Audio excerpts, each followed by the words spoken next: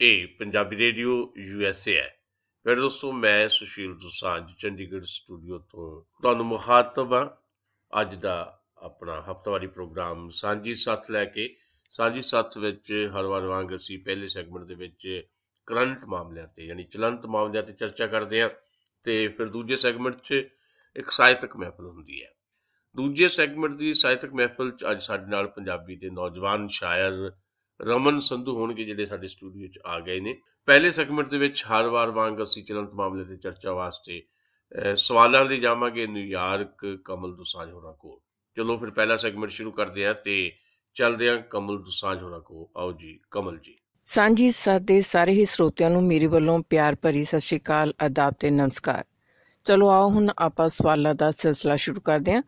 ਦੋਸਾਂਝ ਸਾਹਿਬ, ਹੁਣ ਦੁਸਹਿਰਾ ਦੀਵਾਲੀ ਤਾਂ ਲੰਘ ਗਿਆ, ਜਿਵੇਂ ਇਸ ਵਾਰ ਸੁਪਰੀਮ ਕੋਰਟ ਨੇ ਦਿੱਲੀ 'ਚ ਤੇ ਉਧਰ ਪੰਜਾਬ ਤੇ ਹਰਿਆਣਾ ਹਾਈ ਕੋਰਟ ਨੇ ਪੰਜਾਬ, ਹਰਿਆਣਾ ਤੇ ਚੰਡੀਗੜ੍ਹ 'ਚ ਪਟਾਕਿਆਂ ਉੱਪਰ ਕੁਝ ਰੋਕਾਂ ਲਾਈਆਂ ਸੀ।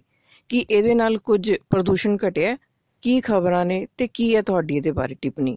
ਦੇਖੋ, ਬਿਨਾਂ ਸ਼ੱਕ ਪ੍ਰਦੂਸ਼ਣ ਤਾਂ ਪਹਿਲਾਂ ਨਾਲੋਂ ਘਟਿਆ। ਇਸ ਦੀਵਾਲੀ ਦੇ ਉੱਤੇ ਜਿਹੜੀਆਂ ਪਹਿਲੀਆਂ ਖਬਰਾਂ ਆਈਆਂ ਉਹਦੇ ਮੁਤਾਬਕ ਦਿੱਲੀ ਵਿੱਚ ਦੀਵਾਲੀ ਵਾਲੀ ਰਾਤ ਜਿਹੜੀ ਸੀ 23% ਹਵਾ ਦਾ ਪ੍ਰਦੂਸ਼ਣ ਜਿਹੜਾ ਘਟਿਆ, ਤੇ ਦਿੱਲੀ 'ਚ ਦੀਵਾਲੀ ਤੋਂ ਬਾਅਦ ਜਿਹੜਾ ਅਗਲਾ ਸਵੇਰਾ ਹੈ ਉਹਦੇ 'ਚ ਵੀ ਸਵੇਰ ਵੇਲੇ 14% ਘੱਟ ਹੋਇਆ ਪ੍ਰਦੂਸ਼ਣ। ਪੰਜਾਬ ਤੇ ਹਰਿਆਣਾ ਤੇ ਚੰਡੀਗੜ੍ਹ ਦੇ ਵਿੱਚ ਵੀ ਕੁਝ ਆਰਜੀ ਕਿਸਮ ਦਾ ਬੈਨ ਸੀ। 3 ਘੰਟੇ ਦਿੱਤੇ ਸੀ ਪੰਜਾਬ ਤੇ ਹਰਿਆਣਾ ਹਾਈ ਕੋਰਟ ਨੇ ਕਿ ਤੁਸੀਂ 3 ਘੰਟੇ ਪਟਾਕੇ ਵਜਾ ਸਕਦੇ ਹੋ, ਯਾਨੀ ਸ਼ਾਮੀ 6:30 ਤੋਂ 9:30 ਵਜੇ ਤੱਕ ਰਾਤ ਨੂੰ। ਤੇ ਇਸ ਕਾਰਨ ਕੁਝ ਫਰਕ ਤਾਂ ਪਿਆ। ਚੰਡੀਗੜ੍ਹ ਦੇ ਵਿੱਚ ਜਿਹੜਾ ਪ੍ਰਦੂਸ਼ਣ ਕੰਟਰੋਲ ਬੋਰਡ ਹੈ ਉਹਦੀ ਜਿਹੜੀ ਰਿਪੋਰਟ ਆਈ ਹੈ ਉਹਦੇ ਮੁਤਾਬਕ 50% ਦੇ ਨੇੜੇ ਤੇੜੇ ਪ੍ਰਦੂਸ਼ਣ ਚੰਡੀਗੜ੍ਹ 'ਚ ਘਟਿਆ, ਪੰਜਾਬ ਤੇ ਹਰਿਆਣਾ ਦੇ ਵਿੱਚ ਉਸ ਮੁਕਾਬਲੇ ਨਹੀਂ ਘਟਿਆ। ਪਰ ਜੇ ਗੱਲ ਕਰਨੀ ਹੋਵੇ ਹਾਲਤ ਦੀ ਤਾਂ ਹਾਲਤ ਕਾਫੀ ਗੰਭੀਰ ਹੈ। ਇਹ ਜ਼ਰੂਰ ਹੈ ਕਿ ਪਿਛਲੇ ਸਾਲ ਦਿੱਲੀ ਦੇ ਵਿੱਚ ਮੈਡੀਕਲ ਐਮਰਜੈਂਸੀ ਵਰਗੇ ਹਾਲਾਤ ਬਣ ਗਏ ਸੀ। ਐਤਕਾਂ ਮੈਡੀਕਲ ਐਮਰਜੈਂਸੀ ਵਰਗੇ ਹਾਲਾਤ ਲਗਭਗ ਪਹੁੰਚ ਗਏ ਸੀ, ਭਾਵੇਂ 23% ਦੀਵਾਲੀ ਦੀ ਰਾਤ ਜਿਹੜਾ ਦਿੱਲੀ ਦੇ ਵਿੱਚ ਪ੍ਰਦੂਸ਼ਣ ਘਟਿਆ ਵੀ ਹੈ। ਹੁਣ 9 ਅਕਤੂਬਰ ਨੂੰ ਸੁਪਰੀਮ ਕੋਰਟ ਨੇ ਦਿੱਲੀ ਦੇ ਵਿੱਚ ਤੇ ਦਿੱਲੀ ਦੇ ਆਲੇ ਦੁਆਲੇ ਜਿਹੜੇ ਕੌਮੀ ਰਾਜਧਾਨੀ ਦੇ ਆਲੇ ਦੁਆਲੇ ਨੋਇਡਾ ਜਾਂ ਗਾਜ਼ੀਆਬਾਦ, ਇਸ ਤਰ੍ਹਾਂ ਦੇ ਏਰੀਏ, ਗੁੜਗਾਉਂ, ਇਹਨਾਂ ਸਾਰਿਆਂ ਤੇ ਇਹ ਲਾ ਦਿੱਤੀ ਸੀ ਰੋਕ ਕੇ ਇੱਥੇ ਪਟਾਕੇ ਨਹੀਂ ਵੇਚੇ ਜਾ ਸਕਦੇ, ਪਰ ਪਟਾਕੇ ਵਜਾਏ ਜਾ ਸਕਦੇ ਆ। ਸੁਪਰੀਮ ਕੋਰਟ ਨੇ ਕਹਿਤਾ ਵੀ ਠੀਕ ਹੈ, ਤੁਸੀਂ ਪਟਾਕੇ ਵਜਾ ਲਓ, ਜਿਹੜੇ ਤੁਹਾਡੇ ਕੋਲ ਹੈਗੇ ਵਜਾ ਲਓ, ਜਾਂ ਫਿਰ ਬਾਹਰੋਂ ਕੋਈ ਲੈ ਕੇ ਆ ਜਾਂਦੇ ਆ। ਬਾਹਰੋਂ ਬਹੁਤ ਸਾਰੇ ਹੁਣ ਪੰਜਾਬ ਤੋਂ ਸਮਗਲ ਹੋ ਕੇ ਗਏ ਪਟਾਕੇ, ਹਰਿਆਣੇ ਤੋਂ ਸਮਗਲ ਹੋ ਕੇ ਗਏ ਪਟਾਕੇ, ਤੇ ਜਿਹੜੇ ਦਿੱਲੀ ਵਾਲੇ ਪਟਾਕੇ ਤੇ ਬੈਨ ਲੱਗਾ ਹੋਇਆ ਸੀ ਉਹ ਸਾਰਾ ਪਟਾਕਾ ਆ ਕੇ ਪੰਜਾਬ ਤੇ ਹਰਿਆਣੇ 'ਚ ਖਪਿਆ, ਚੰਡੀਗੜ੍ਹ ਦੇ ਵਿੱਚ ਖਪਿਆ, ਤੇ ਪਟਾਕਾ ਜਿਹੜਾ ਆ ਉਹਨੂੰ ਸਸਤੇ ਭਾਅ ਦੇ ਵਿੱਚ ਵੇਚ ਕੇ ਕੱਢਿਆ ਗਿਆ, ਕਿਉਂਕਿ ਵਪਾਰੀ ਨੇ ਤਾਂ ਪਟਾਕਾ ਲਿਆ ਕੇ ਰੱਖਿਆ ਹੋਇਆ ਸੀ। ਤੇ ਇੱਕ ਗੱਲ ਤਾਂ ਇਹ ਹੈ ਕਿ ਸੁਪਰੀਮ ਕੋਰਟ ਦਾ ਵੀ ਜਿਹੜਾ ਬੈਨ ਸੀ ਪਟਾਕੇ ਵੇਚਣ ਦੇ ਉੱਤੇ, ਉਹਦੇ 'ਚ ਵੀ ਕਿਤੇ ਨਾ ਕਿਤੇ ਇੱਕ ਖੁੱਲ੍ਹ ਸੀ ਵੀ ਤੁਸੀਂ ਪਟਾਕੇ ਵਜਾ ਸਕਦੇ ਹੋ। ਜਾਣੀ ਸ਼ੁਰੂਆਤ ਸੀ ਸੁਪਰੀਮ ਕੋਰਟ ਵੱਲੋਂ ਕੀਤੀ ਗਈ, ਚੰਗੀ ਸ਼ੁਰੂਆਤ ਹੈ, ਇਹਨੂੰ ਅੱਗੇ ਵਧਾਉਣਾ ਚਾਹੀਦਾ ਹੈ। ਪਰ ਇਹਦੇ ਨਾਲ ਨਾਲ ਪੰਜਾਬ ਤੇ ਹਰਿਆਣਾ ਹਾਈ ਕੋਰਟ ਨੇ ਵੀ ਜਿਸ ਕਿਸਮ ਦਾ ਆਰਜੀ ਕਿਸਮ ਦਾ ਇੱਕ ਕਿਸਮ ਦਾ ਬੈਨ ਲਾਇਆ ਸੀ, 3 ਘੰਟੇ ਦੇ ਦਿੱਤੇ ਸੀ ਪਟਾਕੇ ਵਜਾਉਣ ਨੂੰ, ਪਟਾਕੇ ਵੇਚਣ ਦੇ ਉੱਤੇ ਕੋਈ ਬਹੁਤੀ ਪਾਬੰਦੀ ਨਹੀਂ ਸੀ। ਹਾਂ, ਅੱਗੇ ਨਾਲੋਂ ਲਾਇਸੈਂਸ ਘਟਾ ਦਿੱਤੇ, ਪਰ ਇਹ ਸਾਰੇ ਕੁਝ ਦੇ ਬਾਵਜੂਦ ਜਿਹੜੇ ਨਿਰਦੇਸ਼ ਸੀ ਸੁਪਰੀਮ ਕੋਰਟ ਦੇ ਜਾਂ ਪੰਜਾਬ ਤੇ ਹਰਿਆਣਾ ਹਾਈ ਕੋਰਟ ਦੇ, ਉਹਦਾਂ ਦੀਆਂ ਧੱਜੀਆਂ ਉੱਡੀਆਂ, ਹਰ ਥਾਂ ਦੇ ਉੱਤੇ ਧੱਜੀਆਂ ਉੱਡੀਆਂ। ਰਾਤ 1-1, 2-2 ਵਜੇ ਤੱਕ ਪਟਾਕੇ ਇੱਥੇ ਵੱਜਦੇ ਰਹੇ, ਦੋਨੋਂ ਰਾਤਾਂ ਵੱਜੇ ਆ, ਪਹਿਲੀ ਦੀਵਾਲੀ ਨੂੰ ਵੀ ਵੱਜੇ ਆ, ਦੂਸਰੇ ਦਿਨ ਵੀ ਵੱਜੇ ਆ। ਇਸ ਕਰਕੇ ਜਿੰਨਾ ਪ੍ਰਦੂਸ਼ਣ ਘੱਟ ਹੋਣਾ ਚਾਹੀਦਾ ਸੀ ਉਨਾ ਪ੍ਰਦੂਸ਼ਣ ਘੱਟ ਹੋਇਆ ਨਹੀਂ, ਜਦਕਿ ਇੰਨੀ ਹਾਲਤ ਗੰਭੀਰ ਹੈ। ਜਿਹੜੀ ਇੱਕ ਰਿਪੋਰਟ ਆਈ ਹੈ ਉਹ ਰਿਪੋਰਟ ਦੇ ਮੁਤਾਬਕ ਸਭ ਤੋਂ ਜ਼ਿਆਦਾ ਜਿਹੜਾ ਪ੍ਰਦੂਸ਼ਣ ਨਾਲ ਜੁੜੀਆਂ ਹੋਈਆਂ ਬਿਮਾਰੀਆਂ, ਉਹਨਾਂ ਬਿਮਾਰੀਆਂ ਕਰਕੇ ਭਾਰਤ ਦੇ ਵਿੱਚ ਮੌਤਾਂ ਹੁੰਦੀਆਂ। ਪ੍ਰਦੂਸ਼ਣ ਨਾਲ ਜੁੜੀਆਂ ਹੋਈਆਂ ਬਿਮਾਰੀਆਂ ਨਾਲ ਜਿਹੜਾ 2015 ਦੇ ਅੰਕੜੇ ਆਏ ਹੈ, ਭਾਰਤ 'ਚ ਸਭ ਤੋਂ ਜ਼ਿਆਦਾ 25 ਲੱਖ ਮੌਤਾਂ ਹੋਈਆਂ ਜਿਹੜੀਆਂ ਪ੍ਰਦੂਸ਼ਣ ਨਾਲ ਜੁੜੀਆਂ ਬਿਮਾਰੀਆਂ। ਤੇ ਪ੍ਰਦੂਸ਼ਣ ਨਾਲ ਜਿਹੜੀਆਂ ਕੁੱਲ ਮੌਤਾਂ ਹੁੰਦੀਆਂ ਦੁਨੀਆ ਭਰ ਦੇ ਵਿੱਚ 90 ਲੱਖ ਦੇ ਕਰੀਬ, ਯਾਨੀ ਪ੍ਰਦੂਸ਼ਣ ਨਾਲ ਜੁੜੀਆਂ ਬਿਮਾਰੀਆਂ ਨਾਲ ਦੁਨੀਆ ਭਰ ਦੇ ਵਿੱਚ 90 ਲੱਖ ਮੌਤਾਂ ਹਰ ਸਾਲ ਹੁੰਦੀਆਂ, ਤੇ ਇਹਦੇ ਚੋਂ 28% ਯਾਨੀ ਸਭ ਤੋਂ ਜ਼ਿਆਦਾ ਭਾਰਤ ਵਿੱਚ ਹੁੰਦੀਆਂ, ਯਾਨੀ 80 ਲੱਖ ਚੋਂ 25 ਲੱਖ ਹਰ ਸਾਲ ਭਾਰਤ ਦੇ ਵਿੱਚ ਪ੍ਰਦੂਸ਼ਣ ਨਾਲ ਜੁੜੀਆਂ ਬਿਮਾਰੀਆਂ ਤੋਂ ਮੌਤਾਂ ਹੁੰਦੀਆਂ। ਜਿਹੜਾ ਹੈਲਥ ਜਰਨਲ ਹੈਗਾ ਲੈਂਸੈਂਟ, ਉਹਦੇ ਮੁਤਾਬਕ ਭਾਰਤ ਵਿੱਚ ਜਿਹੜਾ HIV ਹੈ ਜਾਂ TB ਹੈ ਜਾਂ ਮਲੇਰੀਆ, ਇਹਨਾਂ ਤੋਂ ਵੀ 3 ਗੁਣਾ ਜ਼ਿਆਦਾ ਮੌਤਾਂ ਪ੍ਰਦੂਸ਼ਣ ਨਾਲ ਜੁੜੀਆਂ ਬਿਮਾਰੀਆਂ ਕਰਕੇ ਹੁੰਦੀਆਂ। ਭਾਰਤ 'ਚ 18,10,000 ਦੀਆਂ ਲੋਕਾਂ ਦੀਆਂ ਮੌਤਾਂ ਜਿਹੜੀਆਂ ਹਵਾ 'ਚ, ਜਿਹੜਾ ਸਾਡੇ ਇੱਥੇ ਪ੍ਰਦੂਸ਼ਣ ਹੈ, ਹਵਾ ਪ੍ਰਦੂਸ਼ਿਤ ਹੋਈ ਹੈ, ਹਵਾ 'ਚ ਪ੍ਰਦੂਸ਼ਣ ਕਰਕੇ ਜਿਹੜੀਆਂ ਬਿਮਾਰੀਆਂ ਪੈਦਾ ਹੁੰਦੀਆਂ ਲੋਕਾਂ ਨੂੰ, ਉਹਦੇ ਕਰਕੇ 18,10,000 ਮੌਤਾਂ ਹੋ ਜਾਂਦੀਆਂ। 6,40,000 ਮੌਤਾਂ ਜਿਹੜੀਆਂ ਇੱਥੇ ਪਾਣੀ ਨਾਲ ਹੁੰਦੀਆਂ, ਜਿਹੜਾ ਪਾਣੀ ਪ੍ਰਦੂਸ਼ਿਤ ਹੈ, ਪਾਣੀ ਨਾਲ ਪ੍ਰਦੂਸ਼ਿਤ ਪਾਣੀ ਪੀਣ ਨਾਲ ਜਿਹੜੀਆਂ ਬਿਮਾਰੀਆਂ ਹੁੰਦੀਆਂ, ਉਹਦੇ ਕਰਕੇ 6,40,000 ਮੌਤਾਂ ਭਾਰਤ ਦੇ ਵਿੱਚ ਹੋ ਜਾਂਦੀਆਂ। ਏਦਾਂ ਹੀ ਹਵਾ ਪ੍ਰਦੂਸ਼ਣ ਨਾਲ ਜਿਹੜੀਆਂ ਮੌਤਾਂ ਹੁੰਦੀਆਂ ਸਾਡੇ ਗੁਆਂਢ ਦੇ ਵਿੱਚ, ਚੀਨ ਜਿਹੜਾ ਆਬਾਦੀ ਦੇ ਲਿਹਾਜ਼ ਨਾਲ 7 ਤੋਂ 25-30 ਕਰੋੜ ਵੱਧ ਹੈ, ਚੀਨ 'ਚ ਜਿਹੜਾ ਆ ਭਾਰਤ ਨਾਲੋਂ ਘੱਟ ਮੌਤਾਂ ਹੁੰਦੀਆਂ, ਪਰ ਉੱਥੇ ਵੀ ਅੰਕੜਾ ਵੱਡਾ ਹੈ। 15,80,000 ਮੌਤਾਂ ਜਿਹੜੀਆਂ ਚੀਨ 'ਚ ਹੁੰਦੀਆਂ। ਦੁਨੀਆ 'ਚ ਭਾਰਤ ਤੋਂ ਬਾਅਦ ਦੂਜਾ ਨੰਬਰ ਚੀਨ ਦਾ ਹੈ। ਤੇ ਪ੍ਰਦੂਸ਼ਣ ਦਾ ਜਿਹੜਾ ਸਭ ਤੋਂ ਜ਼ਿਆਦਾ ਸ਼ਿਕਾਰ ਲੋਕ ਹੁੰਦੇ ਆ, 92% ਦੁਨੀਆ ਭਰ ਦੇ ਵਿੱਚ, ਉਹਦੇ 'ਚ ਜਿਹੜੇ ਬਹੁਤ ਗਰੀਬ ਮੁਲਕ ਹੈ ਜਾਂ ਦਰਮਿਆਨੀ ਆਮਦਨ ਵਾਲੇ ਮੁਲਕ ਹੈ, ਇਹਨਾਂ ਦੇ ਲੋਕ ਹੁੰਦੇ ਆ। ਯਾਨੀ ਤੁਸੀਂ ਕਹਿ ਲਓ ਵਿਕਾਸਸ਼ੀਲ ਮੁਲਕ ਜਾਂ ਜਿਹੜੀ ਤੀਜੀ ਦੁਨੀਆ ਦੇ ਮੁਲਕ ਹੈ, ਇਹਨਾਂ ਮੁਲਕਾਂ 'ਚ ਸਭ ਤੋਂ ਜ਼ਿਆਦਾ ਪ੍ਰਦੂਸ਼ਣ ਨਾਲ ਜੁੜੀਆਂ ਬਿਮਾਰੀਆਂ ਨਾਲ ਮੌਤਾਂ ਹੁੰਦੀਆਂ। ਜੀ ਇਹ ਹਾਲਤ ਹੋਵੇ ਤੇ ਭਾਰਤ ਪ੍ਰਦੂਸ਼ਣ ਨਾਲ ਜੁੜੀਆਂ ਬਿਮਾਰੀਆਂ ਦੇ ਵਿੱਚ ਜਿਹੜੀਆਂ ਮੌਤਾਂ ਹੁੰਦੀਆਂ ਉਹ 'ਚ ਪਹਿਲੇ ਨੰਬਰ 'ਤੇ ਹੋਵੇ ਦੁਨੀਆ 'ਚ, ਫਿਰ ਲਾਜ਼ਮੀ ਤੌਰ ਤੇ ਉੱਤੇ ਭਾਰਤ ਦੀ ਸਰਕਾਰ ਨੂੰ ਇਹਦੇ ਬਾਰੇ ਸੋਚਣਾ ਚਾਹੀਦਾ। ਸੁਪਰੀਮ ਕੋਰਟ ਤੇ ਜਾਂ ਪੰਜਾਬ ਤੇ ਹਾਈ ਕੋਰਟ ਜਾਂ ਅਦਾਲਤਾਂ ਦੇ ਉੱਤੇ ਪੂਰੀ ਟੇਕ ਨਹੀਂ ਰੱਖੀ ਜਾ ਸਕਦੀ। ਅਦਾਲਤਾਂ ਇੱਕ ਸੀਮਤ ਕਿਸਮ ਦਾ ਆਦੇਸ਼ ਜਾਰੀ ਕਰ ਸਕਦੀਆਂ। ਦੂਜੀ ਗੱਲ, ਅਦਾਲਤਾਂ ਦੇ ਆਦੇਸ਼ ਜਿਹੜੇ ਆ, ਹੁਕਮ ਜਿਹੜੇ ਆ, ਉਹਨਾਂ ਨੂੰ ਪੂਰਨ ਰੂਪ 'ਚ ਲਾਗੂ ਤਾਂ ਸਰਕਾਰਾਂ ਨੇ ਕਰਾਉਣਾ। ਅਦਾਲਤ ਨੂੰ ਲੋੜ ਹੀ ਕਿਉਂ ਪਵੇ? ਭਾਰਤ ਦੀ ਸਰਕਾਰ ਇਹਦੇ ਤੇ ਕਿਉਂ ਨਹੀਂ ਕੰਮ ਕਰਦੀ? ਅਸੀਂ ਪਿਛਲੀ ਵਾਰ ਵੀ ਸ਼ਾਇਦ ਗੱਲ ਕੀਤੀ ਸੀ ਵੀ ਅਸਲ 'ਚ ਜਿਹੜੀ ਲੌਬੀਜ਼ ਜਿਹੜੀਆਂ ਕੰਮ ਕਰਦੀਆਂ ਸਰਕਾਰ ਦੇ ਉੱਤੇ, ਵਪਾਰੀਆਂ ਦੀ ਲੌਬੀ ਹੈ, ਇਹਦੇ ਪਟਾਕਿਆਂ ਦੇ ਵਪਾਰੀਆਂ ਦੀ ਵੀ ਇੱਕ ਲੌਬੀ ਹੈ। ਸੋ ਇਸ ਵਾਰ ਤਾਂ ਸੁਪਰੀਮ ਕੋਰਟ ਨੇ ਇੱਕ ਪਹਿਲ ਕੀਤੀ ਹੈ, ਪੰਜਾਬ ਤੇ ਹਰਿਆਣਾ ਹਾਈ ਕੋਰਟ ਨੇ ਵੀ ਇੱਕ ਪਹਿਲ ਕੀਤੀ ਹੈ, ਜਿਹੜੀ 100% ਲਾਗੂ ਨਹੀਂ ਹੋ ਸਕੀ। ਜੇ ਕਿਤੇ ਉਹ 100% ਲਾਗੂ ਹੋ ਜਾਂਦੀ ਤਾਂ ਜਿਹੜਾ ਅੱਜ ਅਸੀਂ ਕਹਿ ਰਹੇ ਹਾਂ ਵੀ ਦੀਵਾਲੀ ਕਰਕੇ ਦਿੱਲੀ 'ਚ ਪ੍ਰਦੂਸ਼ਣ 23% ਘਟਿਆ, ਚੰਡੀਗੜ੍ਹ ਦੇ ਵਿੱਚ 50% ਘਟਿਆ, ਤਾਂ ਫਿਰ ਇਹ 80% ਤੱਕ ਹੋ ਸਕਦਾ ਸੀ। ਆਉਂਦੇ ਦਿਨਾਂ ਦੇ ਵਿੱਚ ਇਹਦੇ ਤੇ ਸਰਕਾਰਾਂ ਨੂੰ ਮੈਨੂੰ ਲੱਗਦਾ ਜ਼ਿਆਦਾ ਗੰਭੀਰ ਹੋਣ ਦੀ ਜ਼ਰੂਰਤ ਹੈ। ਜੀ ਜਸਵੰਤ ਸਾਹਿਬ, ਭਾਰਤ ਦੀ ਸਿਆਸਤ ਦੀ ਗੱਲ ਕਰੀਏ ਤਾਂ ਇਉਂ ਲੱਗਦਾ ਕਿ ਤਾਜ ਮਹਿਲ ਹੀ ਅੱਜ ਕੱਲ੍ਹ ਮੁਲਕ ਦੀ ਸਿਆਸਤ ਦਾ ਮੁੱਖ ਕੇਂਦਰ ਬਣ ਗਿਆ। ਕੀ ਮਾਜਰਾ ਹੈ? ਕਿੱਧਰ ਨੂੰ ਜਾ ਰਿਹਾ ਹੈ ਸਾਰਾ ਕੁਝ? ਦੇਖੋ, ਤਾਜ ਮਹਿਲ ਦਾ ਜਿਹੜਾ ਇਸ਼ੂ ਆ, ਇਹਨੂੰ ਬਹੁਤ ਗੰਭੀਰਤਾ ਨਾਲ ਲੈਣ ਦੀ ਜ਼ਰੂਰਤ ਹੈ, ਕਿਉਂਕਿ ਇਹ ਕੇਵਲ ਇੱਕ ਇਮਾਰਤ ਦੇ ਉੱਤੇ ਹਮਲਾ ਨਹੀਂ ਹੈ। ਜਿਸ ਤਰ੍ਹਾਂ ਦੇ ਤਾਜ ਮਹਿਲ ਨੂੰ ਲੈ ਕੇ ਬਿਆਨ ਦਿੱਤੇ ਜਾ ਰਹੇ ਆ ਭਾਰਤੀ ਜਨਤਾ ਪਾਰਟੀ ਦੀ ਸਰਕਾਰ 'ਚ ਕੰਮ ਕਰਨ ਵਾਲੇ ਲੋਕਾਂ ਵੱਲੋਂ, ਉਹਨੂੰ ਤੁਸੀਂ ਸਧਾਰਨ ਬਿਆਨ ਦੇ ਤੌਰ ਤੇ ਤਸੱਵਰ ਨਹੀਂ ਕਰ ਸਕਦੇ। ਇਹ ਸਧਾਰਨ ਬਿਆਨ ਨਹੀਂ ਹੈ। ਤੇ ਤਾਜ ਨੂੰ ਜਿਸ ਤਰ੍ਹਾਂ ਨਿਸ਼ਾਨਾ ਬਣਾਇਆ ਗਿਆ, ਤੇ ਕੇਵਲ ਇੱਕ ਇਮਾਰਤ ਤੇ ਹਮਲਾ ਨਹੀਂ ਹੈ, ਇਹ ਭਾਰਤ ਦੀ ਸਮੁੱਚੀ ਤਹਿਜ਼ੀਬ ਤੇ ਹਮਲਾ ਹੈ, ਭਾਰਤ ਦੇ ਸਮੁੱਚੇ ਸੱਭਿਆਚਾਰ ਤੇ ਹਮਲਾ ਹੈ। ਤੇ ਇਹਦੇ ਕਾਰਨਾਂ ਵਿੱਚ ਜਾਣਾ ਪਏਗਾ। ਕਾਰਨ ਕੀ ਹੈ? ਕਾਰਨ ਮੁੱਖ ਤੌਰ ਦੇ ਉੱਤੇ ਇਹ ਹੈ ਕਿ ਭਾਰਤ ਦੇ ਵਿੱਚ ਜਿਹੜੀ ਸਰਕਾਰ ਇਸ ਵੇਲੇ ਕੰਮ ਕਰ ਰਹੀ ਹੈ, ਨਰਿੰਦਰ ਮੋਦੀ ਦੀ ਅਗਵਾਈ 'ਚ ਭਾਰਤੀ ਜਨਤਾ ਪਾਰਟੀ ਦੀ ਸਰਕਾਰ, ਇਹ ਸਰਕਾਰ ਇੱਕ ਵਾਅਦੇ ਦੇ ਨਾਲ, ਜਿਹੜਾ ਮੁੱਖ ਵਾਅਦਾ ਸੀ ਇਸ ਸਰਕਾਰ ਦਾ, ਉਸ ਵਾਅਦੇ ਨਾਲ ਆਈ ਸੀ ਕਿ ਭਾਰਤ ਨੂੰ ਇੱਕ ਵਿਕਾਸ ਦੇ ਰਸਤੇ ਦੇ ਉੱਤੇ ਬੜੀ ਤੇਜ਼ੀ ਨਾਲ ਤੁਰਿਆ ਜਾਏਗਾ। ਜਿਹੜੀ ਵਿਕਾਸ ਦਾ ਏਜੰਡਾ, ਡਿਵੈਲਪਮੈਂਟ ਦਾ ਏਜੰਡਾ ਨਰਿੰਦਰ ਮੋਦੀ ਦਾ ਪ੍ਰਮੁੱਖ ਏਜੰਡਾ ਸੀ। ਪਿਛਲੀਆਂ ਚੋਣਾਂ ਦਾ ਮਾਹੌਲ ਯਾਦ ਕਰੋ। ਪਿਛਲੀਆਂ ਚੋਣਾਂ ਦੇ ਵਿੱਚ ਜਿਹੜਾ ਭਾਰਤੀ ਜਨਤਾ ਪਾਰਟੀ ਜਾਂ RSS ਦਾ ਮੁੱਖ ਏਜੰਡਾ ਹੋਇਆ ਕਰਦਾ ਸੀ, ਕਦੇ ਉਹਨੂੰ ਸਾਈਡ 'ਤੇ ਕਰ ਦਿੱਤਾ ਗਿਆ ਸੀ। ਉਹ ਸੀਗਾ ਰਾਮ ਮੰਦਿਰ ਦਾ ਮੁੱਦਾ ਜਾਂ ਧਰਮ ਦਾ ਮੁੱਦਾ ਜਾਂ ਹਿੰਦੂਤਵ ਦਾ ਮੁੱਦਾ। ਉਹਨੂੰ ਸਾਈਡ 'ਤੇ ਕਰ ਦਿੱਤਾ ਗਿਆ ਤੇ ਵਿਕਾਸ ਦੇ ਮੁੱਦੇ ਨੂੰ ਇੱਕ ਅਹਿਮ ਮੁੱਦੇ ਦੇ ਤੌਰ ਤੇ ਆਪਣਾ ਏਜੰਡਾ ਬਣਾ ਲਿਆ ਗਿਆ। ਤੇ ਅੱਜ ਵਿਕਾਸ ਮੂੰਹ ਦੇ ਮੂੰਹ ਜਾ ਪਿਆ। ਅੱਜ ਵਿਕਾਸ ਦੀ ਸਥਿਤੀ ਇਹ ਹੈ ਕਿ ਭਾਰਤ ਦੇ ਵਿੱਚ ਇੱਦਾਂ ਦੀਆਂ ਹਾਲਤਾਂ ਹੋ ਚੁੱਕੀਆਂ, ਇੰਨੀਆਂ ਬੁਰੀਆਂ ਹਾਲਤਾਂ ਚੁੱਕੀਆਂ ਕਿ ਦੁਨੀਆ ਭਰ ਦੇ ਵਿੱਚ ਜਿਹੜੀਆਂ ਰਿਸਰਚ ਹੁੰਦੀਆਂ, ਖੋਜਾਂ ਹੁੰਦੀਆਂ, ਉਹਦੇ 'ਚ ਗੱਲਾਂ ਆਉਣ ਲੱਗ ਪਈਆਂ ਕਿ ਭਾਰਤ ਤਾਂ ਬਹੁਤ ਪਛੜ ਰਿਹਾ। ਇਹਦੀਆਂ ਡਿਟੇਲਸ ਅਸੀਂ ਪਿਛਲੇ ਪ੍ਰੋਗਰਾਮਾਂ 'ਚ ਤੁਹਾਡੇ ਨਾਲ ਸਾਂਝੀਆਂ ਕੀਤੀਆਂ ਸੀ। ਅਸੀਂ ਉਹਨਾਂ ਡਿਟੇਲਸ ਵਿੱਚ ਨਹੀਂ ਜਾਣਾ ਚਾਹੁੰਦੇ, ਪਰ ਜਿਹੜੇ ਮੁੱਦੇ ਸੀ ਵਿਕਾਸ ਦੇ ਆਲੇ ਦੁਆਲੇ ਘੁੰਮਦੇ ਭਾਰਤ ਦੇ, ਰੁਜ਼ਗਾਰ ਦਾ ਮੁੱਦਾ, ਉਹਦੇ 'ਚ ਸਰਕਾਰ ਫੇਲ ਹੋ ਗਈ। ਕਾਲਾ ਧਨ ਵਾਪਸ ਲਿਆਉਣਾ ਸੀ, ਕਾਲਾ ਧਨ ਵਾਪਸ ਤਾਂ ਕੀ ਲਿਆਉਣਾ ਸੀ, ਕਾਲਾ ਧਨ ਦੁੱਗਣਾ ਤਿੱਗਣਾ ਕਰ ਲਿਆ। ਇਸ ਕਰਕੇ ਇਹ ਮੁੱਦੇ ਰੁੜ ਗਏ। ਵਿਕਾਸ ਦੇ ਆਲੇ ਦੁਆਲੇ ਕੁਝ ਮੁੱਦੇ ਹੋਰ ਸੀ, ਰੁਜ਼ਗਾਰ ਦੇ ਨਾਲ ਨਾਲ ਕਾਲਾ ਧਨ ਜਿਹੜਾ ਵਾਪਸ ਲਿਆਉਣਾ ਸੀ, ਉਹਦੇ ਨਾਲ ਨਾਲ ਕੁਝ ਮੁੱਦੇ ਹੋਰ ਸੀ। ਖਾਸ ਤੌਰ ਤੇ ਭਾਰਤ 'ਚ ਮਹਿੰਗਾਈ ਘਟਣ ਦੀ ਥਾਂ ਦੇ ਉੱਤੇ 4 ਗੁਣਾ ਜ਼ਿਆਦਾ ਵੱਧ ਗਈ। ਇਹ ਕਿਹਾ ਜਾਣ ਲੱਗ ਪਿਆ ਕਿ ਇਹ ਸਰਕਾਰ ਜਿਹੜੀ ਹੈ, ਇਹ ਸਰਕਾਰ ਦੇ ਚੱਲਦਾ ਜੇ 200 ਰੁਪਏ ਕਿਲੋ ਦਾਲ ਮਿਲਣੀ ਹੈ ਤਾਂ ਕੀ ਬਣੇਗਾ। ਇਹ ਕਿਹਾ ਜਾਣ ਲੱਗ ਪਿਆ ਕਿ ਇਹ ਸਰਕਾਰ ਭਾਰਤ ਨੂੰ ਆਰਥਿਕ ਮਹਾਸ਼ਕਤੀ ਬਣਾਉਣਾ ਚਾਹੁੰਦੀ ਹੈ। ਤੇ ਜੇ ਘਰ ਦੀ ਸਵਾਰੀ ਕੋਲ ਟਮਾਟਰ ਖਰੀਦਣ ਦੀ ਵੀ ਤਾਕਤ ਹੈ ਨਹੀਂ ਤਾਂ ਇਹ ਭਾਰਤ ਕਿੱਦਾਂ ਆਰਥਿਕ ਮਹਾਸ਼ਕਤੀ ਬਣ ਸਕਦਾ ਹੈ।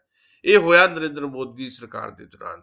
ਇਸ ਕਰਕੇ ਵਿਕਾਸ ਦਾ ਮੁੱਦਾ ਮੁੱਦੇ ਮੂੰਹ ਚਲਾ ਗਿਆ ਤੇ ਇਹਨਾਂ ਨੂੰ ਉਹ ਮੁੱਦਾ ਵਾਪਸ ਲਿਆਉਣਾ ਪਿਆ ਜਿਹੜਾ ਮੁੱਦਾ ਇਹਨਾਂ ਨੇ ਪਿਛਲੀਆਂ ਚੋਣਾਂ ਛੱਡ ਦਿੱਤਾ ਸੀ, ਰਾਮ ਮੰਦਿਰ ਦਾ ਮੁੱਦਾ ਤੇ ਆਪਣੇ ਹਿੰਦੂਤਵ ਦਾ ਮੁੱਦਾ। ਹੁਣ ਤਾਜ ਮਹਿਲ ਨੂੰ ਕੇਂਦਰ 'ਚ ਰੱਖ ਕੇ ਭਾਰਤ 'ਚ ਹਿੰਦੂ ਕਾਰਡ ਖੇਡਿਆ ਜਾ ਰਿਹਾ ਤਾਂ ਜੋ ਵੋਟਾਂ ਦਾ ਧਰੁਵੀਕਰਨ ਕੀਤਾ ਜਾ ਸਕੇ। ਇਹ ਗੇਮ ਸ਼ੁਰੂ ਹੋਈ ਆ ਉੱਤਰ ਪ੍ਰਦੇਸ਼ ਤੋਂ ਤੇ ਤਾਜ ਪਹਿਲਾ ਮੁੱਦਾ ਨਹੀਂ ਹੈ। ਤਾਜ ਤੋਂ ਪਹਿਲਾਂ ਗਊ ਮਾਸ ਦਾ ਮੁੱਦਾ ਬਣਾਇਆ ਗਿਆ। ਤਾਜ ਦੇ ਨਾਲ ਨਾਲ ਸੁਬਰਾਮਣੀਅਮ ਸਵਾਮੀ ਰਾਮ ਮੰਦਿਰ ਦਾ ਮੁੱਦਾ ਬਣਾਉਂਦੇ ਆ, ਇਹ ਕਹਿ ਕੇ ਕਿ ਅਗਲੀ ਦੀਵਾਲੀ ਤੱਕ ਭਾਰਤ ਦੇ ਵਿੱਚ ਯਾਨੀ ਅਯੁੱਧਿਆ ਦੇ ਵਿੱਚ ਰਾਮ ਮੰਦਿਰ ਬਣ ਜਾਏਗਾ। ਤਾਜ ਦੇ ਉੱਤੇ ਸੰਗੀਤ ਸੋਮ ਬਿਆਨ ਦਿੰਦੇ ਆ ਜਦੋਂ ਉਸ ਤੋਂ ਪਹਿਲਾਂ ਹੀ ਟੂਰਿਜ਼ਮ ਡਿਪਾਰਟਮੈਂਟ ਦੀ ਜਿਹੜੀ ਡਾਇਰੀ ਹੈ ਉਹਦੀ ਸੂਚੀ ਦੇ ਵਿੱਚ ਤਾਜ ਮਹਿਲ ਨੂੰ ਨਹੀਂ ਛਾਪਿਆ ਜਾਂਦਾ। ਉੱਤਰ ਪ੍ਰਦੇਸ਼ ਦੀ ਜਿਹੜੀ ਟੂਰਿਜ਼ਮ ਦੀ ਜਿਹੜੀ ਡਾਇਰੀ ਹੈ ਤੇ ਕਿਹਾ ਜਾਂਦਾ ਹੈ ਕਿ ਤਾਜ ਦੀ ਜ਼ਰੂਰਤ ਨਹੀਂ ਹੈ, ਜਦਕਿ ਤਾਜ ਮਹਿਲ ਦੁਨੀਆ ਦੇ 7 ਅਜੂਬਿਆਂ ਸ਼ਾਮਲ ਹੈ। 29 ਕਰੋੜ ਰੁਪਏ ਦੀ ਆਮਦਨ ਹਰ ਸਾਲ ਤਾਜ ਕਰਕੇ ਸੈਂਟਰ ਗਵਰਨਮੈਂਟ ਨੂੰ ਹੁੰਦੀ ਹੈ। ਲੱਖਾਂ ਆਗਰੇ ਦੇ ਵਿੱਚ ਲੋਕ ਨੇ ਜਿਨ੍ਹਾਂ ਦਾ ਰੁਜ਼ਗਾਰ ਤਾਜ ਮਹਿਲ ਕਰਕੇ ਜੁੜਿਆ ਹੋਇਆ। ਉਸ ਤਾਜ ਮਹਿਲ ਨੂੰ ਉੱਤਰ ਪ੍ਰਦੇਸ਼ ਦੀ ਸਰਕਾਰ ਇਗਨੋਰ ਕਰਦੀ ਹੈ। ਬਾਅਦ ਵਿੱਚ ਸੰਗੀਤ ਸੋਮੇ ਬਿਆਨ ਦਿੰਦੇ ਆ ਵੀ ਤਾਜ ਮਹਿਲ ਤਾਂ ਗੱਦਾਰਾਂ ਦਾ ਬਣਾਇਆ ਹੋਇਆ। ਉਸ ਤੋਂ ਬਾਅਦ ਜਦੋਂ ਪ੍ਰੈਸ਼ਰ ਬਣਦਾ ਹੈ ਤੇ ਯੋਗੀ ਆਦਿੱਤਿਆਨਾਥ ਉੱਤਰ ਪ੍ਰਦੇਸ਼ ਦੇ ਮੁੱਖ ਮੰਤਰੀ ਜਿਹੜਾ ਹੁਣ ਨਵਾਂ ਕੈਲੰਡਰ ਛਾਪਦੇ ਆ ਉਹਦੇ ਤਾਜ ਮਹਿਲ ਨੂੰ ਸ਼ਾਮਲ ਕਰ ਲੈਂਦੇ ਆ। ਨਾਲੇ ਕਹਿੰਦੇ ਤਾਜ ਮਹਿਲ ਤਾਂ ਜਿਹੜੀ ਸਾਡੀ ਵਿਰਾਸਤ ਹੈ, ਸਿਰਫ ਡੈਮੇਜ ਕੰਟਰੋਲ ਕਰਨ ਦੀ ਕੋਸ਼ਿਸ਼ ਕਰਦੇ ਆ। ਉਹ ਡੈਮੇਜ ਕੰਟਰੋਲ ਕਰਨ ਦੀ ਕੋਸ਼ਿਸ਼ ਕਰਦੇ ਆ, ਬਾਕੀ ਸਰਕਾਰ 'ਚ ਬੈਠੇ ਲੋਕ ਲਗਾਤਾਰ ਵਿਵਾਦਗ੍ਰਸਤ ਬਿਆਨ ਦਿੰਦੇ ਆ। ਉੱਤਰ ਪ੍ਰਦੇਸ਼ ਤੋਂ ਚੱਲ ਕੇ ਤਾਜ ਮਹਿਲ ਦੀ ਸਿਆਸਤ ਹਰਿਆਣੇ 'ਚ ਆ ਵੜਦੀ ਹੈ, ਜਿੱਥੇ ਅਨਿਲ ਵਿਜ ਜਿਹੜੇ ਮੰਤਰੀ ਹੈ ਬੀਜੇਪੀ ਦੀ ਸਰਕਾਰ 'ਚ ਹਰਿਆਣੇ 'ਚ, ਉਹ ਜਿਹੜੇ ਅਕਸਰ ਵਿਵਾਦਾਂ 'ਚ ਰਹਿੰਦੇ ਆਪਣੇ ਵਿਵਾਦਗ੍ਰਸਤ ਬਿਆਨਾਂ ਕਰਕੇ, ਉਹ ਹੀ ਬਿਆਨ ਦੇ ਦਿੰਦੇ ਆ ਕਿ ਤਾਜ ਮਹਿਲ ਤਾਂ ਨਹਿਸ਼ ਹੈ, ਤਾਜ ਮਹਿਲ ਤਾਂ ਜੀ ਖੂਬਸੂਰਤ ਕਬਰਸਤਾਨ ਹੈ। ਇਹ ਅਸਲ 'ਚ ਪੂਰੀ ਦੀ ਪੂਰੀ ਲੜੀ ਚੱਲ ਜਾਂਦੀ ਹੈ। ਕੀ ਇਹਨਾਂ ਤੇ ਕੋਈ ਰੋਕ ਨਹੀਂ ਹੈ? ਇਹ ਸਵਾਲ ਹੈ ਵੀ ਇਹ ਜਾਣਬੁੱਝ ਕੇ ਕਰ ਰਹੇ ਹੈ ਜਾਂ ਇਹ ਆਊਟ ਆਫ ਕੰਟਰੋਲ ਹੋ ਗਏ ਹੈ, ਨਰਿੰਦਰ ਮੋਦੀ ਦੇ ਕੰਟਰੋਲ 'ਚ ਨਹੀਂ ਹੈ। ਤਾਂ ਮੈਂ ਕਹਿਣਾ ਇਹ ਚਾਹੁੰਦਾ ਕਿ ਨਰਿੰਦਰ ਮੋਦੀ ਦੇ ਕੰਟਰੋਲ ਦਾ ਮਸਲਾ ਨਹੀਂ ਹੈ। ਇਹ ਇਹਨਾਂ ਨੂੰ ਪੂਰੀ ਖੁੱਲ੍ਹ ਦਿੱਤੀ ਗਈ ਹੈ ਵੀ ਤੁਸੀਂ ਕੁਝ ਨਾ ਕੁਝ ਕਰਦੇ ਰਹੋ ਇਦਾਂ ਦਾ ਤਾਂ ਜੋ ਹਿੰਦੂਤਵ ਦੀ ਰਾਜਨੀਤੀ ਜਿਹੜੀ ਫੇਰ ਤੋਂ ਚਮਕੇ। ਇਸੇ ਕਰਕੇ ਰਾਮ ਮੰਦਿਰ ਬਣਾਉਣ ਦੀਆਂ ਗੱਲਾਂ ਫੇਰ ਤੋਂ ਹੋਣ ਲੱਗ ਪਈਆਂ। 18 ਮਹੀਨੇ ਰਹਿ ਗਏ ਚੋਣਾਂ 'ਚ, ਵਿਕਾਸ ਦੇ ਮੁੱਦੇ, ਰੁਜ਼ਗਾਰ ਦੇ ਮੁੱਦੇ, ਕਾਲੇ ਧਨ ਦੇ ਮੁੱਦੇ ਸਭ ਫੇਲ ਹੋ ਗਏ ਨੇ ਤੇ ਸਰਕਾਰ ਦੇ ਕੋਲ ਜਵਾਬ ਦੇਣ ਵਾਸਤੇ ਕੁਝ ਨਹੀਂ ਹੈ। ਇਸ ਕਰਕੇ ਲੋਕਾਂ ਨੂੰ ਉਲਝਾ ਲਓ ਹਿੰਦੂਤਵ ਦੀ ਰਾਜਨੀਤੀ 'ਚ, ਵੋਟਾਂ ਦਾ ਧਰੁਵੀਕਰਨ ਕਰੋ 2019 ਨੂੰ ਧਿਆਨ 'ਚ ਰੱਖ ਕੇ। ਸੋ ਇਹ ਸਥਿਤੀਆਂ ਬਣ ਰਹੀਆਂ। ਆਉਂਦੇ ਦਿਨਾਂ 'ਚ ਇਹ ਸਥਿਤੀਆਂ ਹੋਰ ਵੀ ਖਤਰਨਾਕ ਮੋੜ ਕੱਢ ਸਕਦੀਆਂ ਤੇ ਓਪੋਜੀਸ਼ਨ ਨੂੰ ਵੀ ਇਹਦੇ ਤੇ ਬਿਆਨਬਾਜ਼ੀ ਕਰਨ ਦੀ ਥਾਂ ਦੇ ਉੱਤੇ ਜਿਹੜੀ ਆਪਣੀ ਸਿਆਸਤ ਹੈ ਖੁੱਲ੍ਹ ਕੇ ਸੜਕਾਂ ਤੇ ਆ ਕੇ ਕਰਨੀ ਪਏਗੀ। ਇਕਜੁੱਟ ਸਿਆਸਤ ਹੀ ਇਸ ਦੇਸ਼ ਦੇ ਉੱਤੇ ਹਿੰਦੂਤਵ ਦੀ ਜਿਹੜੀ ਰਾਜਨੀਤੀ ਥੋਪੀ ਜਾ ਰਹੀ ਹੈ ਉਹਦੇ ਤੋਂ ਬਚਾ ਸਕਦੀ ਹੈ। ਇਹ ਘੱਟ ਗਿਣਤੀਆਂ ਤੇ ਹਮਲਾ ਹੈ। ਤਾਜ ਮਹਿਲ ਦੇ ਬਹਾਨੇ ਭਾਰਤ ਦੀ ਸਭ ਤੋਂ ਵੱਡੀ ਘੱਟ ਗਿਣਤੀ ਜਿਹੜੀ ਮੁਸਲਿਮ ਘੱਟ ਗਿਣਤੀ ਉਹਦੇ ਤੇ ਹਮਲਾ ਕੀਤਾ ਜਾ ਰਿਹਾ। ਅੱਜ ਮੁਸਲਿਮ ਨਿਸ਼ਾਨੇ ਤੇ ਹੈ ਕਿਉਂਕਿ ਭਾਰਤ 'ਚੋਂ ਸਭ ਤੋਂ ਵੱਡੀ ਘੱਟ ਗਿਣਤੀ ਹੈ। ਕੱਲ ਨੂੰ ਈਸਾਈ ਫਿਰ ਨਿਸ਼ਾਨੇ ਤੇ ਆਉਣਗੇ, ਪਹਿਲਾਂ ਵੀ ਨਿਸ਼ਾਨੇ ਤੇ ਹੈ, ਪਰਸੋਂ ਨੂੰ ਸਿੱਖ ਭਾਈਚਾਰਾ ਨਿਸ਼ਾਨੇ ਤੇ ਆ ਜਾਏਗਾ। ਇਹ ਨਾ ਸਮਝ ਲਿਆ ਜਾਏ ਵੀ ਇਹ ਸਿਰਫ ਤਾਜ ਕਰਕੇ ਸਿਰਫ ਮੁਸਲਮਾਨਾਂ ਤੇ ਹਮਲਾ ਹੈ। ਇਹ ਹਰੇਕ ਘੱਟ ਗਿਣਤੀ ਤੇ ਹਮਲਾ ਹੈ ਤੇ ਸਾਰੀਆਂ ਘੱਟ ਗਿਣਤੀਆਂ ਦੀ ਇਕਜੁੱਟਤਾ ਜਿਹੜੀ ਹੈ ਇਸ ਹਮਲੇ ਨੂੰ ਰੋਕ ਸਕਦੀ ਹੈ, ਇਸ ਹਮਲੇ ਤੋਂ ਬਚਾ ਸਕਦੀ ਹੈ। ਇਹਨਾਂ ਹਾਲਤਾਂ ਦੇ ਚੱਲਦਿਆਂ ਤੇ ਗੁਰਦਾਸਪੁਰ ਦੀ ਲੋਕ ਸਭਾ ਚੋਣ ਦੇ ਨਤੀਜੇ ਤੋਂ ਬਾਅਦ ਤੁਹਾਨੂੰ ਕੀ ਲੱਗਦਾ ਹੈ ਕਿ 2019 ਦੀਆਂ ਲੋਕ ਸਭਾ ਚੋਣਾਂ ਨਰਿੰਦਰ ਮੋਦੀ ਤੇ ਉਹਨਾਂ ਦੀ ਪਾਰਟੀ ਲਈ ਕਿੰਨੀਆਂ ਔਖੀਆਂ ਹੋਣ ਜਾ ਰਹੀਆਂ ਨੇ? ਦੇਖੋ, ਜਿਸ ਤਰ੍ਹਾਂ ਦੀ ਅੱਜ ਭਾਰਤ ਦੀ ਵਿਰੋਧੀ ਧਿਰ ਦੀ ਹਾਲਤ ਹੈ, ਜੇ ਇਹ ਹਾਲਤ ਏਦਾਂ ਰਹੀ, ਕਾਂਗਰਸ ਪਾਰਟੀ ਮਰਨ ਅਵਸਥਾ ਦੇ ਵਿੱਚ ਹੈ ਤੇ ਰਾਹੁਲ ਗਾਂਧੀ ਨੂੰ ਕਾਂਗਰਸ ਦਾ ਆਲ ਇੰਡੀਆ ਦਾ ਪ੍ਰੈਜ਼ੀਡੈਂਟ ਬਣਾਉਣ ਦੀ ਤਿਆਰੀ ਹੈ ਤੇ ਉਹਦੇ ਤੋਂ ਕਿਸੇ ਚਮਤਕਾਰ ਦੀ ਉਮੀਦ ਰੱਖੀ ਜਾ ਰਹੀ ਹੈ। ਚਮਤਕਾਰ ਕੋਈ ਬਹੁਤਾ ਹੁੰਦਾ ਦਿਖਾਈ ਨਹੀਂ ਦੇ ਰਿਹਾ। ਕਾਂਗਰਸ ਪਾਰਟੀ ਦੇ ਹਵਾਲੇ ਨਾਲ ਮੈਂ ਗੱਲ ਕਰ ਰਿਹਾ। ਬਾਕੀ ਖੇਤਰੀ ਪਾਰਟੀਆਂ ਦੀ ਹਾਲਤ ਵੀ ਇਸੇ ਕਿਸਮ ਦੀ ਹੈ। ਮੁਲਾਇਮ ਸਿੰਘ ਯਾਦਵ ਤੇ ਉਹਨਾਂ ਦਾ ਬੇਟਾ ਅਖਿਲੇਸ਼ ਯਾਦਵ, ਉਹਨਾਂ ਦੀ ਪਿਓ ਪੁੱਤ ਦੀ ਲੜਾਈ ਚੱਲਦੀ ਹੈ ਜਿਹਦੇ ਕਰਕੇ ਯੂਪੀ ਉਹਨਾਂ ਦੇ ਹੱਥਾਂ 'ਚੋਂ ਚਲਾ ਗਿਆ। ਬਿਹਾਰ ਦੇ ਵਿੱਚ ਇੱਕ ਉਮੀਦ ਸੀ ਨਿਤੀਸ਼ ਕੁਮਾਰ ਤੋਂ। ਨਿਤੀਸ਼ ਕੁਮਾਰ ਆਪਣੇ ਪੁਰਾਣੇ ਸਾਥੀਆਂ ਕੋਲ ਵਾਪਸ ਚਲਾ ਗਿਆ ਜਿਨ੍ਹਾਂ ਨੂੰ ਬਹੁਤ ਬੁਰੀ ਤਰ੍ਹਾਂ ਲਤਾੜ ਕੇ ਲਾਲੂ ਯਾਦਵ ਨਾਲ ਫੇਰ ਤੋਂ ਸਾਂਝ ਪਾਈ ਸੀ। ਭਾਰਤੀ ਜਨਤਾ ਪਾਰਟੀ ਨੂੰ ਛੱਡ ਕੇ ਨਰਿੰਦਰ ਮੋਦੀ ਨੂੰ ਲਤਾੜ ਕੇ ਉਸੇ ਨਰਿੰਦਰ ਮੋਦੀ ਦੀ ਸ਼ਰਨ 'ਚ ਨਿਤੀਸ਼ ਕੁਮਾਰ ਫੇਰ ਤੋਂ ਚਲੇ ਗਏ। ਬਾਕੀ ਖੇਤਰੀ ਪਾਰਟੀਆਂ ਦੇ ਵਿੱਚੋਂ ਬਹੁਤੀਆਂ ਖੇਤਰੀ ਪਾਰਟੀਆਂ ਇਹ ਸਰਕਾਰ ਜਦੋਂ ਆਈ ਹੈ ਉਸ ਤੋਂ ਬਾਅਦ ਉਹ ਐਨਡੀਏ 'ਚ ਚਲੀ ਗਈਆਂ। ਇਸ ਵੇਲੇ 16 ਸੂਬਿਆਂ ਦੇ ਵਿੱਚ ਭਾਰਤੀ ਜਨਤਾ ਪਾਰਟੀ ਦੀ ਸਰਕਾਰ ਹੈ। ਕਿਸੇ ਵੇਲੇ ਇਹ ਕਾਂਗਰਸ ਪਾਰਟੀ ਦੀ ਹਾਲਤ ਹੋਇਆ ਕਰਦੀ ਸੀ। ਕਿਸੇ ਵੇਲੇ ਅੱਜ ਜਿਹੜੀ ਤਾਕਤ ਨਰਿੰਦਰ ਮੋਦੀ ਕੋਲ ਆ, ਕਿਸੇ ਵੇਲੇ ਇੰਦਰਾ ਗਾਂਧੀ ਕੋਈ ਤਾਕਤ ਹੋਇਆ ਕਰਦੀ ਸੀ। ਇਹ ਤਾਕਤ ਹੌਲੀ ਹੌਲੀ ਜਾਏਗੀ, ਇਹ ਤਾਕਤ ਹੌਲੀ ਹੌਲੀ ਜਾਏਗੀ। ਤਾਂ ਭਾਵ ਇਹ ਹੈ ਵੀ ਜੇ ਓਪੋਜੀਸ਼ਨ ਇਕੱਠੀ ਨਹੀਂ ਹੁੰਦੀ ਉਨੀ ਦੇਰ ਤੱਕ ਇਸ ਤਾਕਤ ਨੂੰ ਸੱਤਾ ਤੋਂ ਬਾਹਰ ਕੱਢਣਾ ਕਾਫੀ ਮੁਸ਼ਕਲ ਹੈ। ਇਸ ਕਰਕੇ ਜੇ ਤਾਂ ਇਹ ਵਿਰੋਧੀ ਧਿਰ ਇਸੇ ਹਾਲਤ ਵਿੱਚ ਰਹੀ ਤੇ ਇਕਜੁੱਟ ਨਾ ਹੋਈ, ਫਿਰ ਤਾਂ ਨਰਿੰਦਰ ਮੋਦੀ ਤੇ ਉਹਦੇ ਜੋੜੀਦਾਰ ਅਮਿਤ ਸ਼ਾਹ ਵਾਸਤੇ ਬਹੁਤ ਹੀ ਔਖੀ ਨਹੀਂ ਹੈ 2019। ਪਰ ਗੁਜਰਾਤ ਬਹੁਤ ਅਹਿਮ ਹੈ। ਗੁਜਰਾਤ ਇਸ ਕਰਕੇ ਅਹਿਮ ਹੈ ਕਿ ਗੁਜਰਾਤ ਦੇ ਵਿੱਚ ਪਿਛਲੇ ਲੰਮੇ ਸਮੇਂ ਤੋਂ ਭਾਰਤੀ ਜਨਤਾ ਪਾਰਟੀ ਸਰਕਾਰ ਹੈ ਤੇ ਹੁਣ ਫਿਰ ਜ਼ੋਰ ਇਹ ਗੁਜਰਾਤ ਤੇ ਲਾ ਰਿਹਾ। ਪਰ ਗੁਜਰਾਤ ਤੋਂ ਜਿਹੜੀਆਂ ਖਬਰਾਂ ਆ ਰਹੀਆਂ, ਉੱਥੇ 3 ਫੈਕਟਰ ਜਿਹੜੇ ਕੰਮ ਕਰ ਰਹੇ ਹੈ। ਮੁਸਲਿਮ ਭਾਈਚਾਰਾ, ਉਹਨਾਂ ਦੀ ਨਿਰਾਸ਼ਤਾ ਨਰਿੰਦਰ ਮੋਦੀ ਦੇ ਪ੍ਰਤੀ ਜਿਸ ਤਰ੍ਹਾਂ ਵਧੀ ਹੈ, ਜਾਂ ਮੁਸਲਮਾਨਾਂ ਤੇ ਜੋ ਹਮਲੇ ਪਏ ਉਸ ਤੋਂ ਬਾਅਦ, ਹਮਲਿਆਂ ਤੋਂ ਬਾਅਦ ਜੋ ਗੁਜਰਾਤ ਦੇ ਵਿੱਚ ਜਿਹੜਾ ਮੁਸਲਿਮ ਕਮਿਊਨਿਟੀ ਜਿਹੜੀ ਹੈ, ਉਹ ਮੁਸਲਿਮ ਵੋਟਰ ਜਿਹੜਾ ਆ ਉਹ ਕਾਫੀ ਨਿਰਾਸ਼ਾ ਦੇ ਆਲਮ ਦੇ ਵਿੱਚ ਹੈ ਤੇ ਉਹ ਪਲਟ ਸਕਦਾ। ਪਿਛਲੀਆਂ ਚੋਣਾਂ ਤੱਕ ਉੱਥੋਂ ਦੇ ਮੁਸਲਮਾਨ ਜਿਹੜੇ ਆ ਗੁਜਰਾਤ ਦੇ ਬਹੁ ਗਿਣਤੀ ਨਰਿੰਦਰ ਮੋਦੀ ਨੂੰ ਵੋਟ ਕਰਦੇ ਰਹੇ। ਅੱਜ ਨਰਿੰਦਰ ਮੋਦੀ ਆਪ ਨਹੀਂ ਹੈ, ਨਰਿੰਦਰ ਮੋਦੀ ਅੱਜ ਪ੍ਰਧਾਨ ਮੰਤਰੀ ਹੈ ਤੇ ਗੁਜਰਾਤ ਦੀ ਬਾਗਡੋਰ ਜਿਹੜੀ ਹੈ ਨਰਿੰਦਰ ਮੋਦੀ ਦੇ ਸਿੱਧੇ ਹੱਥਾਂ 'ਚ ਨਹੀਂ ਹੈ। ਇਸ ਕਰਕੇ ਮੁਸਲਿਮ ਵੋਟਰ ਜਿਹੜਾ ਆ ਉਹ ਬਿਟਰ ਕੇ ਵਾਪਸ ਕਾਂਗਰਸ ਵੱਲ ਆ ਸਕਦਾ। ਦੂਜਾ, ਦਲਿਤਾਂ ਦੇ ਉੱਪਰ ਜਿਹੜੇ ਗੁਜਰਾਤ ਦੇ ਵਿੱਚ ਹਮਲੇ ਵਧੇ ਆ, ਉਹਨਾਂ ਹਮਲਿਆਂ ਕਰਕੇ ਦਲਿਤ ਇਕਜੁੱਟਤਾ ਉੱਥੇ ਦਿਖਾਈ ਦੇ ਰਹੀ ਹੈ। ਤੀਜਾ ਮਹੱਤਵਪੂਰਨ ਕਾਰਕ ਹੈਗਾ ਪਾਟੀਦਾਰ ਸਮਾਜ, ਪਟੇਲ ਸਮਾਜ, ਜਿਹੜਾ ਹਾਰਦਿਕ ਪਟੇਲ ਦੀ ਅਗਵਾਈ ਦੇ ਵਿੱਚ ਉੱਥੇ ਇਕੱਠਾ ਹੈ ਤੇ ਉਹ ਦਾਅਵਾ ਕਰ ਰਿਹਾ ਕਿ ਅਸੀਂ ਐਤਕਾਂ ਬੀਜੇਪੀ ਨੂੰ ਹਰਾਉਣਾ।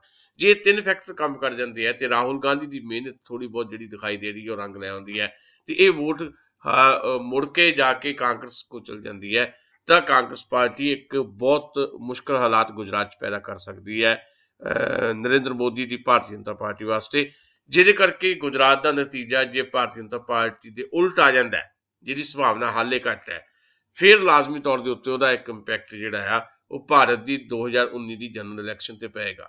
ਗੁਰਦਾਸਪੁਰ ਦਾ ਇੰਪੈਕਟ ਉਹਦਾ ਨਹੀਂ ਪਏਗਾ। ਗੁਰਦਾਸਪੁਰ ਦਾ ਇੱਕ ਜ਼ਿਮਨੀ ਚੋਣ ਹੈ।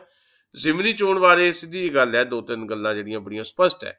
ਜ਼ਿਮਨੀ ਚੋਣ ਕਿਸੇ ਵੀ ਸੂਬੇ 'ਚ ਹੋਵੇ, ਜੇ ਸੂਬੇ 'ਚ ਜਿਹਦੀ ਹੁਕੂਮਤ ਹੁੰਦੀ ਹੈ, ਜ਼ਿਮਨੀ ਚੋਣ ਦਾ ਨਤੀਜਾ ਉਹਦੇ ਪੱਖ 'ਚ ਆਉਂਦਾ ਹੈ। 99% ਇਹਦੇ ਨਤੀਜੇ ਆਏ ਆ। ਗੁਰਦਾਸਪੁਰ ਦਾ ਵੀ ਇੱਕ ਇਹ ਕਾਰਨ ਹੈ। ਗੁਰਦਾਸਪੁਰ 'ਚ 2 ਹੋਰ ਕਾਰਨ ਕੰਮ ਕੀਤੇ ਆ। ਨੰਬਰ 1 ਕਾਰਨ ਤਾਂ ਇਹ ਰਿਹਾ ਜਿਹੜਾ ਗੁਰਦਾਸਪੁਰ ਦੇ ਵਿੱਚ ਜ਼ਿਮਨੀ ਚੋਣ ਦੇ ਵਿੱਚ ਸੱਤਾਧਾਰੀ ਧਿਰ ਜਿਹੜੀ ਉਹਦੇ ਹੱਕ 'ਚ ਜਾਣਾ। ਨੰਬਰ 2 ਕਾਰਨ ਇਹ ਰਿਹਾ ਜਿਹੜਾ ਮੈਨੂੰ ਸਮਝ ਆਉਂਦੀ ਹੈ, ਉਹ ਇਹ ਹੈ ਕਿ ਸੁੱਚਾ ਸਿੰਘ ਲਗਾਤ ਤੇ ਸਵਰਨ ਸਲਾਰੀਆ ਦੋਵੇਂ ਵਿਵਾਦਾਂ 'ਚ ਰਹੇ। ਉਹਨਾਂ ਦੀਆਂ ਵੀਡੀਓਜ਼ ਵੀ ਆ ਗਈਆਂ ਜਿੱਥੇ ਬੜੀ ਚਰਚਾ ਹੋਈ ਹੈ, ਮੈਂ ਉਹਦੀ ਵਿਆਖਿਆ 'ਚ ਨਹੀਂ ਜਾਣਾ। ਉਹਨੇ ਨੁਕਸਾਨ ਕੀਤਾ ਅਕਾਲੀ ਦਲ ਬੀਜੇਪੀ ਦਾ। ਤੀਜਾ ਇੱਕ ਫੈਕਟਰ ਇਹ ਸੀਗਾ ਕਿ ਖੁਦ ਸੁਨੀਲ ਜਾਖੜ ਦਾ ਅਕਸ ਉਮੀਦਵਾਰ ਜਿਹੜੇ ਬਾਕੀ ਸੀ ਉਹਨਾਂ ਦੇ ਮੁਕਾਬਲੇ ਚੰਗਾ ਸੀ। ਚੌਥਾ ਫੈਕਟਰ ਇਹ ਸੀ ਆਮ ਆਦਮੀ ਪਾਰਟੀ ਤਵੱਕੋ ਦੇ ਮੁਤਾਬਕ ਉੱਥੇ ਪ੍ਰਦਰਸ਼ਨ ਨਹੀਂ ਕਰ ਸਕੀ। ਇੱਕ ਹੋਰ ਮਹੱਤਵਪੂਰਨ ਫੈਕਟਰ ਇਹ ਸੀ ਵੀ ਜਿਹੜੀ ਲਗਭਗ 2 ਲੱਖ ਦੀ ਲੀਡ ਹੈ ਗੁਰਦਾਸਪੁਰ ਦੇ ਵਿੱਚ ਸੁਨੀਲ ਜਾਖੜ ਦੀ, ਉਹਦੇ ਵਿੱਚੋਂ 1 ਲੱਖ ਦੇ ਕਰੀਬ ਲੀਡ ਜਿਹੜੀ ਹੈ ਉਹ ਦੁਖੀ ਹੋਏ ਦੁਕਾਨਦਾਰਾਂ ਦੀ, ਵਪਾਰੀਆਂ ਦੀ, ਜਿਹੜੇ GST ਤੋਂ ਦੁਖੀ ਹੈ ਜਾਂ ਜਿਹੜਾ ਤਬਕਾ ਜਿਹੜਾ ਨੋਟਬੰਦੀ ਤੋਂ ਦੁਖੀ ਸੀ, ਉਹਨਾਂ ਨੇ ਗੁੱਸੇ 'ਚ ਜਿਹੜਾ ਆ ਇਹਨਾਂ ਦੇ ਖਿਲਾਫ ਵੋਟ ਕੀਤਾ, ਬੀਜੇਪੀ ਦੇ ਖਿਲਾਫ, ਤੇ ਗੁਰਦਾਸਪੁਰ ਦਾ ਨਤੀਜਾ ਸੁਨੀਲ ਜਾਖੜ ਤੇ ਕਾਂਗਰਸ ਦੇ ਹੱਕ ਦੇ ਵਿੱਚ ਆਇਆ। ਪਰ ਗੁਰਦਾਸਪੁਰ ਦੇ ਨਤੀਜੇ ਨੂੰ ਤੁਸੀਂ 2019 ਦੀਆਂ ਚੋਣਾਂ ਤੇ ਇੰਪੋਜ਼ ਨਹੀਂ ਕਰ ਸਕਦੇ। ਗੁਜਰਾਤ ਤੇ ਫਿਰ ਹਿਮਾਚਲ, ਇਹ ਚੋਣਾਂ ਬਹੁਤ ਮਹੱਤਵਪੂਰਨ ਨੇ। ਇਹਨਾਂ ਚੋਣਾਂ ਦੇ ਵਿੱਚ ਜੇ ਭਾਰਤੀ ਜਨਤਾ ਪਾਰਟੀ ਨੂੰ ਵੱਡੀ ਸੱਟ ਵੱਜ ਜਾਂਦੀ ਹੈ ਤਾਂ ਫਿਰ ਵਿਰੋਧੀ ਧਿਰ ਦੀ ਏਕਤਾ ਦਾ ਇੱਕ ਪੁਲ ਬਣ ਜਾਂਦਾ ਹੈ। ਪਿਛਲੇ ਸਵਾਲ ਦੇ ਜਵਾਬ ਦੇ ਅਖੀਰ ਦੇ ਵਿੱਚ ਜਿਹੜੀ ਮੈਂ ਗੱਲ ਕਹੀ ਸੀ, ਇਹ ਵਿਰੋਧੀ ਧਿਰ ਦੀ ਏਕਤਾ ਵੀ ਹੋ ਜਾਏ ਤੇ ਨਾਲ ਦਲਿਤ ਵੋਟਰ ਤੇ ਨਾਲ ਮੁਸਲਿਮ ਵੋਟਰ ਯਾਨੀ ਘੱਟ ਗਿਣਤੀਆਂ ਦਾ ਵੋਟਰ ਤੇ ਨਾਲ ਦੀ ਨਾਲ ਉਹ ਨਿਰਾਸ਼ ਆਲਮ ਜਿਹੜਾ ਬਣਾ ਦਿੱਤਾ ਹੈ ਸਰਕਾਰ ਨੇ, ਛੋਟੇ ਦੁਕਾਨਦਾਰ ਜਿਹੜੇ ਨਿਰਾਸ਼ ਨੇ, ਛੋਟੇ ਵਪਾਰੀ ਜਿਹੜੇ ਨਿਰਾਸ਼ ਨੇ, ਉਹ ਇਕਜੁੱਟ ਹੋ ਜਾਂਦੇ ਆ ਤਾਂ ਲਾਜ਼ਮੀ ਤੌਰ ਤੇ ਔਖੀ ਘੜੀ ਆ ਸਕਦੀ 2019 ਲਈ। ਪਰ ਸਭ ਤੋਂ ਪਹਿਲਾਂ ਦੇਖਣਾ ਪਏਗਾ ਗੁਜਰਾਤ ਦਾ ਨਤੀਜਾ ਕੀ ਆਉਂਦਾ ਹੈ। ਜੀ ਦੁਸਾਂਝ ਸਾਹਿਬ, ਹੁਣ ਆਪਾਂ ਆਖਰੀ ਸਵਾਲ ਵੱਲ ਚੱਲਦੇ ਹਾਂ। ਪੰਜਾਬ 'ਚ ਆਮ ਆਦਮੀ ਪਾਰਟੀ ਨੇ ਪੰਜਾਬੀ ਭਾਸ਼ਾ ਦੇ ਮੁੱਦੇ ਤੇ ਪਹਿਲੀ ਵਾਰ ਹਿਲਜੁਲ ਕੀਤੀ ਹੈ। ਆਮ ਆਦਮੀ ਪਾਰਟੀ ਨੇ ਕਿਹਾ ਕਿ ਉਹ ਪੰਜਾਬੀ ਭਾਸ਼ਾ ਅਤੇ ਬੋਲੀ ਨਾਲ ਵਿਤਕਰੇ ਲਈ ਕਾਂਗਰਸ ਤੇ ਅਕਾਲੀ ਭਾਜਪਾ ਨੂੰ ਦੋਸ਼ੀ ਮੰਨਦੀ ਹੈ। ਪਾਰਟੀ ਨੇ ਮਾਂ ਬੋਲੀ ਲਈ ਸੰਘਰਸ਼ ਕਰਦੀਆਂ ਜਥੇਬੰਦੀਆਂ ਨਾਲ ਸਮੂਹ ਲੋਕਾਂ ਨੂੰ ਇਕਜੁੱਟਤਾ ਦਾ ਸੱਦਾ ਵੀ ਦਿੱਤਾ ਹੈ। ਕੀ ਆਉਂਦੇ ਦਿਨੀ ਭਾਸ਼ਾ ਪੰਜਾਬ ਦੀ ਸਿਆਸਤ ਦਾ ਮੁੱਖ ਮੁੱਦਾ ਬਣਨ ਦੀ ਸੰਭਾਵਨਾ ਹੈ? ਬਿਲਕੁਲ ਠੀਕ ਕਿਹਾ ਆਮ ਆਦਮੀ ਪਾਰਟੀ ਨੇ। ਜਿਹੜੀ ਗੱਲ ਪੰਜਾਬੀ ਨਾਲ ਵਿਤਕਰੇ ਦੀ ਗੱਲ ਕੀਤੀ ਆਮ ਆਦਮੀ ਪਾਰਟੀ ਨੇ, ਤੇ ਉਹਦੇ ਲਈ ਜਿਨ੍ਹਾਂ ਨੂੰ ਜ਼ਿੰਮੇਵਾਰ ਦੱਸਿਆ ਉਹ ਬਿਲਕੁਲ ਦਰੁਸਤ ਕਿਹਾ ਆਮ ਆਦਮੀ ਪਾਰਟੀ ਨੇ ਕਿ ਪੰਜਾਬੀ ਨਾਲ ਜਿਹੜਾ ਵਿਤਕਰਾ ਹੋ ਰਿਹਾ ਹੈ ਇਹਦੇ ਲਈ ਕਾਂਗਰਸ ਪਾਰਟੀ ਤੇ ਸ਼੍ਰੋਮਣੀ ਅਕਾਲੀ ਦਲ ਤੇ ਭਾਰਤੀ ਜਨਤਾ ਪਾਰਟੀ ਜ਼ਿੰਮੇਵਾਰ ਹੈ ਪੰਜਾਬ ਦੇ ਵਿੱਚ। ਅਸਲ ਦੇ ਵਿੱਚ ਹਰ ਮੁਲਕ ਦੀਆਂ ਹਕੂਮਤਾਂ, ਹਰ ਸੂਬੇ ਦੀਆਂ ਹਕੂਮਤਾਂ ਇਹਦੇ ਲਈ ਜ਼ਿੰਮੇਵਾਰ ਹੁੰਦੀਆਂ ਆਈਆਂ। ਜ਼ਿੰਮੇਵਾਰ ਇਸ ਕਰਕੇ ਹੈ ਕਿਉਂਕਿ ਹਕੂਮਤ ਦੀ ਭਾਸ਼ਾ ਹੋਰ ਹੈ ਤੇ ਲੋਕਾਂ ਦੀ ਭਾਸ਼ਾ ਹੋਰ ਹੈ। ਹੁਣ ਤੁਸੀਂ ਦੇਖੋ ਕਿ ਪੰਜਾਬੀ ਜ਼ੁਬਾਨ ਜਿਹੜੀ ਹੈ, ਪੰਜਾਬੀ ਬੋਲੀ, ਪੰਜਾਬੀ ਭਾਸ਼ਾ, ਇਹਦੇ 'ਚ ਗੱਲ ਕਰਕੇ ਕੈਪਟਨ ਅਮਰਿੰਦਰ ਸਿੰਘ ਜਾਂ ਸਰਦਾਰ ਸੁਖਬੀਰ ਸਿੰਘ ਬਾਦਲ ਜਾਂ ਸਰਦਾਰ ਪ੍ਰਕਾਸ਼ ਸਿੰਘ ਬਾਦਲ ਜਾਂ ਕੈਪਟਨ ਅਮਰਿੰਦਰ ਦੀ ਸਰਕਾਰ 'ਚ ਜਿਹੜੇ ਬਹੁਤ ਸਾਰੇ ਮੰਤਰੀ ਸੰਤਰੀ ਹੈ, ਇਹਨਾਂ ਸਾਰਿਆਂ ਨੇ ਪੰਜਾਬੀ 'ਚ ਹੀ ਗੱਲ ਕਰਕੇ ਪੰਜਾਬੀਆਂ ਤੋਂ ਵੋਟਾਂ ਲਈਆਂ ਨਾ, ਤੇ ਵੋਟਾਂ ਲੈ ਕੇ ਸੱਤਾ ਹਾਸਲ ਕਰਕੇ ਸੱਤਾ 'ਚ ਆਉਂਦਿਆਂ ਸਾਰੀ ਕੈਪਟਨ ਅਮਰਿੰਦਰ ਅੰਗਰੇਜ਼ੀ 'ਚ ਸਹੁੰ ਚੁੱਕਦੇ ਆ, ਤੇ ਉਹਨਾਂ ਦੀ ਇੱਕ ਵਿਧਾਇਕ ਜਿਹੜੀ ਹੈ ਉਹ ਹਿੰਦੀ 'ਚ ਸਹੁੰ ਚੁੱਕਦੀ ਹੈ, ਤੇ ਜਦੋਂ ਮੰਤਰੀ ਬਣਦੀ ਹੈ ਤੇ ਫਿਰ ਉਹ ਅੰਗਰੇਜ਼ੀ ਸਹੁੰ ਚੁੱਕਦੀ ਹੈ। ਖੁਦ ਕੈਪਟਨ ਅਮਰਿੰਦਰ ਅੰਗਰੇਜ਼ੀ ਸਹੁੰ ਚੁੱਕਦੇ ਆ। ਤੇ ਕੈਪਟਨ ਅਮਰਿੰਦਰ ਬਾਰੇ ਮੈਂ ਗੱਲ ਦੱਸਾਂ ਤੁਹਾਨੂੰ ਵੀ ਪਿਛਲੇ 10 ਸਾਲ ਦਾ ਜਿਹੜਾ ਅਕਾਲੀ ਦਲ ਦਾ ਤੇ ਬੀਜੇਪੀ ਦਾ ਰਾਜ ਰਿਹਾ ਪੰਜਾਬ ਦੇ ਵਿੱਚ, ਤੇ ਇਸ ਸਰਕਾਰ ਦੇ ਚੱਲਦਿਆਂ ਕਿਸੇ ਵੀ ਗੱਲ ਦੀ ਕੋਈ ਤਾਰੀਫ ਨਹੀਂ ਕੀਤੀ ਕੈਪਟਨ ਅਮਰਿੰਦਰ ਨੇ ਵੀ ਅਕਾਲੀਆਂ ਨੇ ਵੀ ਕੋਈ ਚੰਗਾ ਕੰਮ ਕੀਤਾ, ਇਹਦੀ ਦੀ ਕੋਈ ਗੱਲ ਨਹੀਂ ਕੀਤੀ। ਇੱਕ ਗੱਲ ਜ਼ਰੂਰ ਕੀਤੀ, ਜਿਹੜਾ ਜਥੇਦਾਰ ਤੋਤਾ ਸਿੰਘ ਦੀ ਅਗਵਾਈ ਦੇ ਵਿੱਚ ਪੰਜਾਬ 'ਚ ਪਹਿਲੀ ਤੋਂ ਸਕੂਲਾਂ 'ਚ ਅੰਗਰੇਜ਼ੀ ਕਰਨ ਦਾ ਜਿਹੜਾ ਇੱਕ ਫੈਸਲਾ ਲਿਆਂਦਾ ਗਿਆ ਸੀ ਅਕਾਲੀ ਬੀਜੇਪੀ ਸਰਕਾਰ ਵੱਲੋਂ, ਉਹਦੀ ਬੜੀ ਤਾਰੀਫ ਕਰਦੇ ਰਹੇ ਕੈਪਟਨ ਅਮਰਿੰਦਰ ਸਿੰਘ। ਕੈਪਟਨ ਅਮਰਿੰਦਰ ਕਹਿੰਦੇ ਰਹੇ ਵੀ ਆਹ ਕੰਮ ਬਹੁਤ ਵਧੀਆ ਇਹਨਾਂ ਨੇ ਕੀਤਾ। ਸੋ ਅਕਾਲੀ ਦਲ ਜਾਂ ਕਾਂਗਰਸ, ਉਹਨਾਂ ਦੀ ਇੱਕੋ ਜਿਹੀ ਧਾਰਨਾ ਆ ਆਪਣੀ ਮਾਂ ਬੋਲੀ, ਮਾਂ ਭਾਸ਼ਾ ਬਾਰੇ। ਇਹ ਹਕੂਮਤੀ ਭਾਸ਼ਾ ਇਹਨਾਂ ਦੀ ਅੰਗਰੇਜ਼ੀ ਹੈ ਤੇ ਲੋਕਾਂ ਦੀ ਭਾਸ਼ਾ ਪੰਜਾਬੀ ਹੈ। ਇਹ ਜਿਹੜਾ ਪਾੜਾ ਜਿੰਨੀ ਦੇਰ ਤੱਕ ਨਹੀਂ ਮਿਟਦਾ ਉਨੀ ਦੇਰ ਤੱਕ ਪੰਜਾਬ ਦੇ ਵਿੱਚ ਪੰਜਾਬੀ ਨੂੰ ਬਣਦਾ ਰੁਤਬਾ ਨਹੀਂ ਮਿਲਣਾ। ਜਿੰਨੀ ਦੇਰ ਤੱਕ ਸਰਕਾਰ ਦੀ ਭਾਸ਼ਾ ਤੇ ਲੋਕਾਂ ਦੀ ਭਾਸ਼ਾ ਇੱਕ ਨਹੀਂ ਹੋ ਜਾਂਦੀ ਤੇ ਸਰਕਾਰ ਦੀ ਭਾਸ਼ਾ ਲੋਕਾਂ ਵਾਲੀ ਭਾਸ਼ਾ ਨਹੀਂ ਬਣ ਜਾਂਦੀ ਅਮਲੀ ਰੂਪ ਦੇ ਵਿੱਚ। ਸੋ ਜਿਹੜੀ ਗੱਲ ਆਮ ਆਦਮੀ ਪਾਰਟੀ ਕਹਿ ਰਹੀ ਹੈ, ਠੀਕ ਕਹਿ ਰਹੀ ਹੈ ਵੀ ਪੰਜਾਬੀ ਨਾਲ ਵਿਤਕਰਾ ਕਰਨ ਲਈ ਜੇ ਕੋਈ ਜ਼ਿੰਮੇਵਾਰ ਹੈ ਅਕਾਲੀ ਦਲ, ਬੀਜੇਪੀ ਤੇ ਕਾਂਗਰਸ ਹੈ। ਪਰ ਆਮ ਆਦਮੀ ਪਾਰਟੀ ਦੇ ਵਿਧਾਇਕਾਂ ਦਾ ਕੁਝ ਇਹ ਬਿਆਨ ਆਇਆ, 5-7 ਵਿਧਾਇਕ ਅਮਨ ਅਰੋੜਾ ਵਗੈਰਾ, ਇਹਨਾਂ ਨੇ ਬਿਆਨ ਦਿੱਤਾ। ਪਰ ਆਮ ਆਦਮੀ ਪਾਰਟੀ ਦੇ ਵੀ ਤਾਂ ਪ੍ਰੋਗਰਾਮ ਦੇ ਵਿੱਚ ਜਾਂ ਉਹਨਾਂ ਦੇ ਚੋਣ ਐਲਾਨਨਾਮੇ ਦੇ ਵਿੱਚ ਪੰਜਾਬੀ ਨੂੰ ਅਹਿਮ ਮੁੱਦੇ ਦਾ ਸਥਾਨ ਨਹੀਂ ਸੀ ਦਿੱਤਾ ਗਿਆ। ਹੁਣ ਵੀ ਕੇਵਲ ਬਿਆਨ ਨਾਲ ਗੱਲ ਨਹੀਂ ਨਾ ਬਣ ਸਕਦੀ। ਜੇ ਆਮ ਆਦਮੀ ਪਾਰਟੀ ਨੂੰ ਆਪਣਾ ਰਾਜਸੀ ਏਜੰਡਾ ਬਣਾਵੇ, ਜੇ ਆਮ ਆਦਮੀ ਪਾਰਟੀ ਨੂੰ ਆਪਣੇ ਪ੍ਰੋਗਰਾਮ 'ਚ ਸ਼ਾਮਲ ਕਰੇ। ਮੈਨੂੰ ਯਾਦ ਹੈ ਕਿ ਜਦੋਂ ਹਾਲੇ ਚੋਣਾਂ ਦਾ ਮਾਹੌਲ ਸੀ ਤੇ ਕੇਂਦਰੀ ਪੰਜਾਬੀ ਲੇਖ ਸਭਾ ਦੀ ਨਵੀਂ ਚੋਣ ਹੋਈ, ਕੇਂਦਰੀ ਪੰਜਾਬੀ ਲੇਖ ਸਭਾ ਵੱਲੋਂ ਮੈਂ ਜਨਰਲ ਸਕੱਤਰ ਆ ਤੇ ਡਾਕਟਰ ਸਰਬਜੀਤ ਹੋਰੀ ਪ੍ਰਧਾਨ ਆ, ਅਸੀਂ ਇੱਕ ਐਗਜ਼ੈਕਟਿਵ ਦੀ ਮੀਟਿੰਗ ਕਰਕੇ ਬਕਾਇਦਾ ਇੱਕ ਲਿਖਤੀ ਰੂਪ ਦੇ ਵਿੱਚ ਪੰਜਾਬ ਦੀਆਂ ਸਾਰੀਆਂ ਰਜਿਸਟਰਡ ਰਾਸ਼ਟਰੀ ਪਾਰਟੀਆਂ ਨੂੰ ਚਿੱਠੀ ਲਿਖੀ, ਨਾਲ ਬਦਲਵਾਂ ਖਰੜਾ ਭੇਜਿਆ ਸੀ ਪੰਜਾਬੀ ਭਾਸ਼ਾ ਦਾ ਐਕਟ ਵੱਖਰਾ ਬਣਾ ਕੇ, ਨਾਲ ਕਿਹਾ ਵੀ ਤੁਸੀਂ ਘੱਟੋ ਘੱਟ ਆਪਣੇ ਪ੍ਰੋਗਰਾਮ 'ਚ ਨਾ ਸੀ ਆਪਣੇ ਚੋਣ ਐਲਾਨਨਾਮਿਆਂ ਦੇ ਵਿੱਚ ਤਾਂ ਪੰਜਾਬੀ ਨੂੰ ਅਹਿਮ ਮੁੱਦੇ ਦੇ ਤੌਰ ਤੇ ਸ਼ਾਮਲ ਕਰ ਲਓ।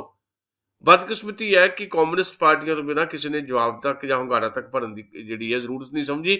ਆਮ ਆਦਮੀ ਪਾਰਟੀ ਵੀ ਉਹਦੇ ਸ਼ਾਮਲ ਸੀ। ਮੇਰਾ ਦੱਸਣ ਦਾ ਮਤਲਬ ਇਹ ਹੈ ਕਿ ਆਮ ਆਦਮੀ ਪਾਰਟੀ ਨੂੰ ਇਹਨੂੰ ਇੱਕ ਰਾਜਸੀ ਏਜੰਡੇ ਦੇ ਤੌਰ ਤੇ ਅਪਣਾਉਣਾ ਚਾਹੀਦਾ ਹੈ।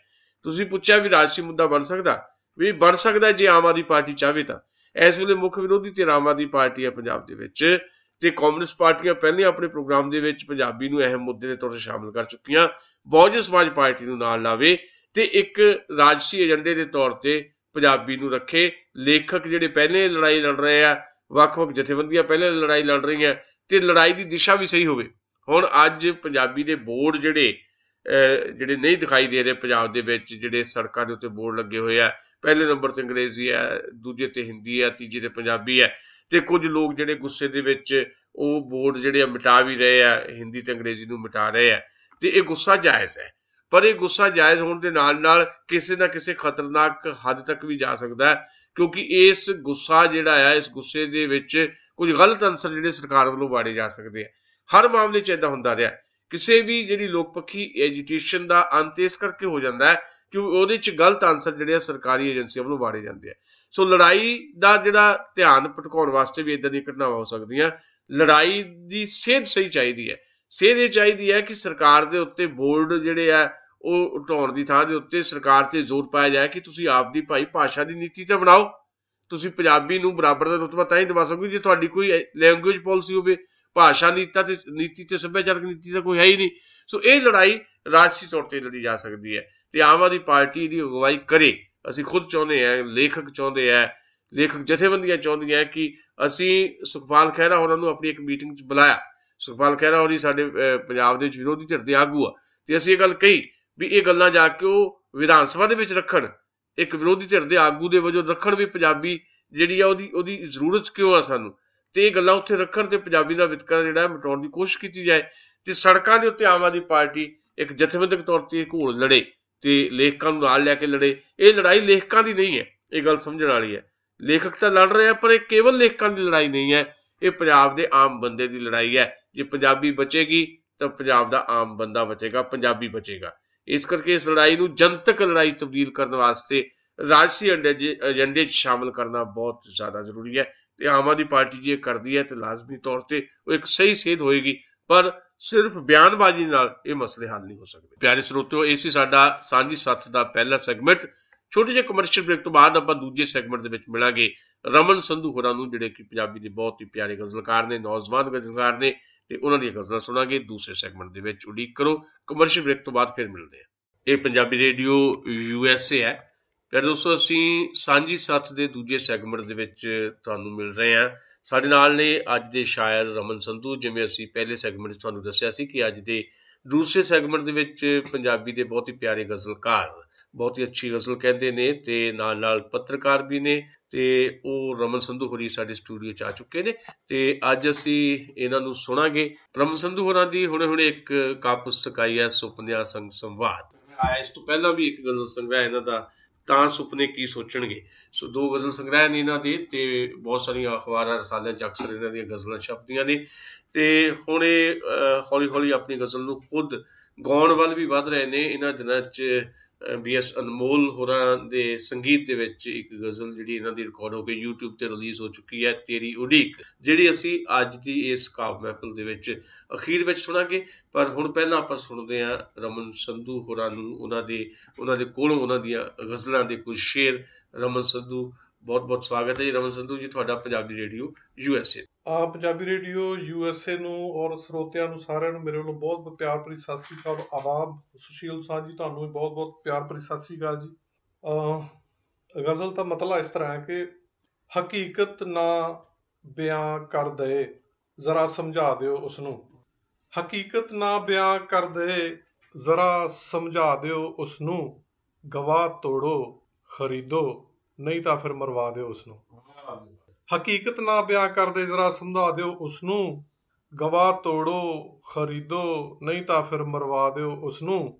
ਸੋ ਸ਼ੇਰ ਇਸ ਤਰ੍ਹਾਂ ਕਿ ਉਮਰ ਭਰ ਸਿਰ ਤੇ ਅਰਥੀ ਲੈ ਕੇ ਚੱਲਣਾ ਤਾਂ ਨਾਦਾਨੀ ਹੈ। ਜੋ ਰਿਸ਼ਤਾ ਮਰ ਗਿਆ ਹੈ ਵਕਤ ਸਿਰ ਦਫਨਾ ਦਿਓ ਉਸਨੂੰ। ਜੋ ਰਿਸ਼ਤਾ ਮਰ ਗਿਆ ਹੈ ਵਕਤ ਸਿਰ ਦਫਨਾ ਦਿਓ ਉਸਨੂੰ।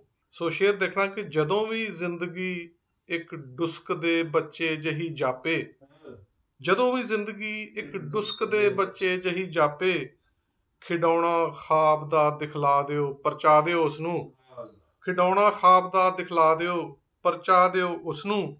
ਸੋ ਸ਼ੇਰ ਹੈ ਕਿ ਇਸ ਤੋਂ ਪਹਿਲਾਂ ਕਿ ਮਤਦਾਤਾ ਸੜਕ ਬਿਜਲੀ ਦੀ ਮੰਗ ਰੱਖਦੇ, ਸਿਆਸਤ ਵਾਲਿਓ ਧਰਮਾਂ 'ਚ ਮੁੜ ਉਲਝਾ ਦਿਓ ਉਸਨੂੰ। ਸ਼ੇਰ ਹੈ ਕਿ ਰਹੀ ਖਾਮੋਸ਼, ਇੱਕ ਇਹ ਸ਼ੇਰ ਦੁਨੀਆ ਭਰ ਦੀਆਂ ਬੱਚੀਆਂ ਵਾਸਤੇ ਆ, ਭੈਣਾਂ ਵਾਸਤੇ ਆ। ਰਹੀ ਖਾਮੋਸ਼ ਜੇ ਝਾਂਜਰ ਤਾਂ ਇੱਕ ਦਿਨ ਬਣ ਜਾਊ ਬੇੜੀ। ਸੁਣੋ ਦਿਲ ਦੀ ਬਣੋ ਬਾਗੀ, ਚਲੋ ਛਣਕਾ ਦਿਓ ਉਸਨੂੰ। ਕਿਤੇ ਕੱਲ ਨੂੰ ਹਕੂਮਤ ਵਾਸਤੇ ਖਤਰਾ ਨਾ ਬਣ ਜਾਵੇ। ਜੋ ਹੱਕ ਮੰਗਦਾ ਹੈ ਸੂਲੀ ਤੇ ਹੁਣੇ ਲਟਕਾ ਦਿਓ ਉਸਨੂੰ। ਸੋ ਸ਼ੇਰ ਹੈ ਕਿ ਇਹ ਮੁਮਕਿਨ ਹੈ ਕਿ ਅਗਲੇ ਵਰਕਿਆਂ ਚੋਂ ਕੁਝ ਸਕੂਨ ਲੱਭ ਜੇ। ਇਹ ਮੁਮਕਿਨ ਹੈ ਕਿ ਅਗਲੇ ਵਰਕਿਆਂ ਚੋਂ ਕੁਝ ਸਕੂਨ ਲੱਭ ਜੇ। ਉਮਰ ਦਾ ਜੋ ਸਫਾ ਬੇਚੈਨ ਹੈ ਪਲਟਾ ਦਿਓ ਉਸਨੂੰ, ਪਲਟਾ ਦਿਓ ਉਸਨੂੰ। ਸੋ ਇਹ ਗਜ਼ਲ ਸੀ ਇੱਕ ਮੈਂ ਨਵੀਂ ਕਿਤਾਬ ਚੋਂ ਸੁਪਨਿਆਂ ਸੰਗ ਸੰਵਾਦ ਚੋਂ ਤੁਹਾਨੂੰ ਇੱਕ ਗਜ਼ਲ ਤੁਹਾਡੀ ਨਜ਼ਰ ਕਰ ਰਿਹਾ ਜੀ। ਕਿ ਸ਼ੇਰ ਹੈ ਕਿ ਹਮੇਸ਼ਾ, ਗਜ਼ਲ ਦਾ ਮਤਲਬ ਹੈ ਕਿ ਹਮੇਸ਼ਾ ਹਰ ਸਮੇਂ ਮੈਨੂੰ ਉਹ ਆਪਣੇ ਪਾਸ ਰੱਖਦਾ ਹੈ।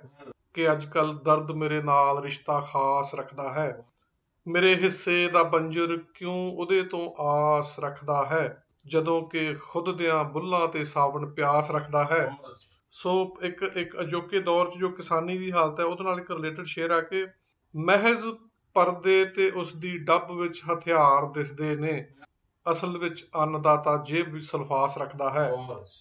ਬੇਸ਼ੱਕ ਜਰ ਜਰ ਹਾਂ ਮੈਂ, ਲੇਕਿਨ ਨਜ਼ਰ ਅੰਦਾਜ਼ ਨਾ ਕਰਿਓ ਕਿ ਆਪਣੇ ਆਪ ਵਿੱਚ ਖੰਡਰ ਬੜੇ ਇਤਿਹਾਸ ਰੱਖਦਾ ਹੈ। ਬਣਾਉਂਦਾ ਹੈ ਨਿਭਾਉਂਦਾ ਹੈ ਉਹ ਸਭ ਰਿਸ਼ਤੇ, ਮਗਰ ਫਿਰ ਵੀ ਹਰ ਇੱਕ ਬੰਦਾ ਜ਼ਹਿਨ ਵਿੱਚ ਉਮਰ ਭਰ ਬਨਵਾਸ ਰੱਖਦਾ ਹੈ। ਕਿਸੇ ਦਿਨ ਫਿਰ ਮਿੱਥੀ ਮੰਜ਼ਿਲ ਤੇ ਉਸਦਾ ਪਹੁੰਚਣਾ ਤੈਅ ਹੈ। ਮੁਸਾਫਿਰ ਜੋ ਮੁਸਾਫਰ ਹੋਣ ਦਾ ਅਹਿਸਾਸ ਰੱਖਦਾ ਹੈ। ਸੋ ਇਹ ਗਜ਼ਲ ਸੀ ਇੱਕ ਜੀ ਦੋਸਾਂਝ ਜੀ। ਹੋਰ ਇੱਕ ਗਜ਼ਲ ਮੈਂ ਤੁਹਾਡੇ ਨਾਲ ਸਾਂਝੀ ਕਰਨੀ ਚਾਹੁੰਦਾ ਕਿ ਇੱਕ ਥੋੜੀ ਵੱਖਰੇ ਕਿਸਮ ਦੀ ਵੱਖਰੇ ਰੰਗ ਦੀ ਗਜ਼ਲ ਆ ਕਿ ਮਤਲਾ ਇਸ ਤਰ੍ਹਾਂ ਹੈ ਕਿ ਅਸੀਂ ਕਿੰਜ ਝਿੜਕੀਏ ਇਸ ਪੌਣ ਦੇ ਮਦਮਸਤ ਬੁੱਲੇ ਨੂੰ, ਅਗਰ ਬੇਸ਼ਰਮ ਹੈ ਖਿੜਕੀ ਤਾਂ ਕਾਹਦਾ ਦੋਸ਼ ਪਰਦੇ ਨੂੰ। ਅਸੀਂ ਕਿੰਜ ਝਿੜਕੀਏ ਇਸ ਪੌਣ ਦੇ ਮਦਮਸਤ ਬੁੱਲੇ ਨੂੰ, ਅਗਰ ਬੇਸ਼ਰਮ ਹੈ ਖਿੜਕੀ ਤਾਂ ਕਾਹਦਾ ਦੋਸ਼ ਪਰਦੇ ਨੂੰ। ਸਮੇਂ ਦੀ ਗਰਦ ਵਿੱਚੋਂ ਭਾਲਦਾ ਆਪਣੇ ਹੀ ਚਿਹਰੇ ਨੂੰ, ਬੜਾ ਬੇਚੈਨ ਹੋ ਜਾਣਾ ਮੈਂ ਜਦ ਤੱਕਦਾ ਹਾਂ ਸ਼ੀਸ਼ੇ ਨੂੰ। ਸ਼ੇਰ ਇਸ ਤਰ੍ਹਾਂ ਕਿ ਉਹਨਾਂ ਮੈਨੂੰ ਪਰੋ ਛੱਡਿਆ ਏ ਇੱਕ ਧਾਗੇ 'ਚ ਗਮ ਨਹੀਂ ਹੈ, ਮਗਰ ਘੁੰਗਰੂ ਸਮਝ ਬੈਠੇ ਨੇ ਉਹ ਤਸਬੀਹ ਦੇ ਮਣਕੇ ਨੂੰ। ਮਗਰ ਘੁੰਗਰੂ ਸਮਝ ਬੈਠੇ ਨੇ ਉਹ ਤਸਬੀਹ ਦੇ ਮਣਕੇ ਨੂੰ, ਬਿਨਾਂ ਮੇਰੀ ਇਜਾਜ਼ਤ ਦੇ ਮੇਰੇ ਲੇਖਾਂ 'ਚ ਘਰ ਕਰ ਗਏ। ਇਹ ਗਮ ਗੁਸਤਾਖ ਇੰਨੇ ਨੇ ਕਿ ਹੱਕ ਦੱਸਦੇ ਨੇ ਕਬਜ਼ੇ ਨੂੰ। ਇਹ ਗਮ ਗੁਸਤਾਖ ਇੰਨੇ ਨੇ ਕਿ ਹੱਕ ਦੱਸਦੇ ਨੇ ਕਬਜ਼ੇ ਨੂੰ। ਰਹਾਂ ਜੀਵਨ ਦੇ ਇਸ ਰੰਗ ਮੰਚ ਤੇ ਅਣਗੌਲਿਆ, ਫਿਰ ਵੀ ਨਿਭਾਉਂਦਾ ਹਾਂ ਮੈਂ ਸ਼ਿੱਦਤ ਨਾਲ ਹਰ ਕਿਰਦਾਰ ਆਪਣੇ ਨੂੰ। ਮੁਹੱਬਤ ਵੀ, ਭਰੋਸਾ ਵੀ, ਇਬਾਦਤ ਵੀ ਕਰਾਂ ਉਸਦੀ, ਉਹ ਫਿਰ ਵੀ ਨਾਮ ਦੇਣਾ ਲੋਚਦਾ ਰਹਿੰਦਾ ਹੈ ਰਿਸ਼ਤੇ ਨੂੰ। ਉਹ ਫਿਰ ਵੀ ਨਾਮ ਦੇਣਾ ਲੋਚਦਾ ਰਹਿੰਦਾ ਹੈ ਰਿਸ਼ਤੇ ਨੂੰ। ਬਹੁਤ ਹੀ ਪਿਆਰੇ ਸ਼ੇਰ ਤੁਸੀਂ ਰਮਨ ਸੰਧੂ ਹੋਰਾਂ ਦੇ ਸੁਣੇ ਨੇ, ਤਿੰਨ ਵੱਖੋ ਵੱਖਰੀਆਂ ਗਜ਼ਲਾਂ ਦੇ। ਤੇ ਹੁਣ ਜਾਂਦੇ ਜਾਂਦੇ ਅਸੀਂ ਤੁਹਾਨੂੰ ਛੱਡ ਜਾਵਾਂਗੇ ਰਮਨ ਸੰਧੂ ਹੋਰਾਂ ਦੀ ਉਸ ਗਜ਼ਲ ਦੇ ਨਾਲ ਜਿਹਦਾ ਜ਼ਿਕਰ ਮੈਂ ਸ਼ੁਰੂ 'ਚ ਕੀਤਾ ਸੀ, ਮੇਰੀ ਉਡੀਕ, ਜਿਹੜੀ BS ਅਨਮੋਲ ਹੋਰਾਂ ਦੇ ਸੰਗੀਤ 'ਚ ਤਿਆਰ ਹੋਈ ਹੈ ਤੇ YouTube ਤੇ ਰਿਲੀਜ਼ ਹੋ ਚੁੱਕੀ ਹੈ। ਤੁਸੀਂ ਜੇ YouTube ਤੇ ਵੀ ਜਾ ਕੇ ਮੇਰੀ ਉਡੀਕ ਭਰੋਗੇ ਤਾਂ ਤੁਸੀਂ ਇਹ ਗਜ਼ਲ ਸੁਣ ਸਕੋਗੇ। ਪਰ ਅਸੀਂ ਅੱਜ ਸਾਂਝੀ ਸਾਥ ਦੇ ਇਸ ਦੂਸਰੇ ਸੈਗਮੈਂਟ ਦੇ ਅਖੀਰ ਦੇ ਵਿੱਚ ਰਮਨ ਸੰਧੂ ਹੋਰਾਂ ਦਾ ਧੰਨਵਾਦ ਕਰਦਿਆਂ ਹੋਇਆ ਸਾਡੇ ਸਟੂਡੀਓ 'ਚ ਆਉਣ ਤੇ ਉਹਨਾਂ ਦੀ ਗਜ਼ਲ ਤੇਰੀ ਉਡੀਕ ਉਹਨਾਂ ਦੀ ਆਵਾਜ਼ ਦੇ ਵਿੱਚ ਤੇ BS ਅਨਮੋਲ ਦੇ ਸੰਗੀਤ ਦੇ ਵਿੱਚ ਤੁਹਾਨੂੰ ਸੁਣਾਉਣ ਜਾ ਰਹੇ ਹਾਂ। ਸੁਣੋ ਮੇਰੀ ਉਡੀਕ।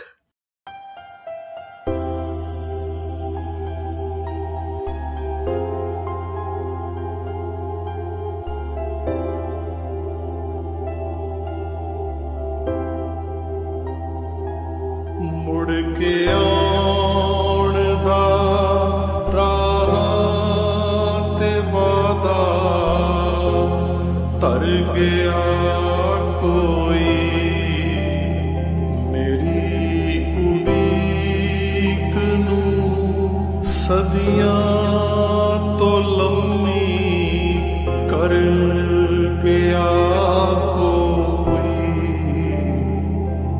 ਮੁੜ ਕੇ ਆਉਣ ਦਾ ਤੂੰ ਇੱਕ ਗਮ ਹੀ ਵੰਡਾ ਲੈਂਦਾ ਤਾਂ ਉਸ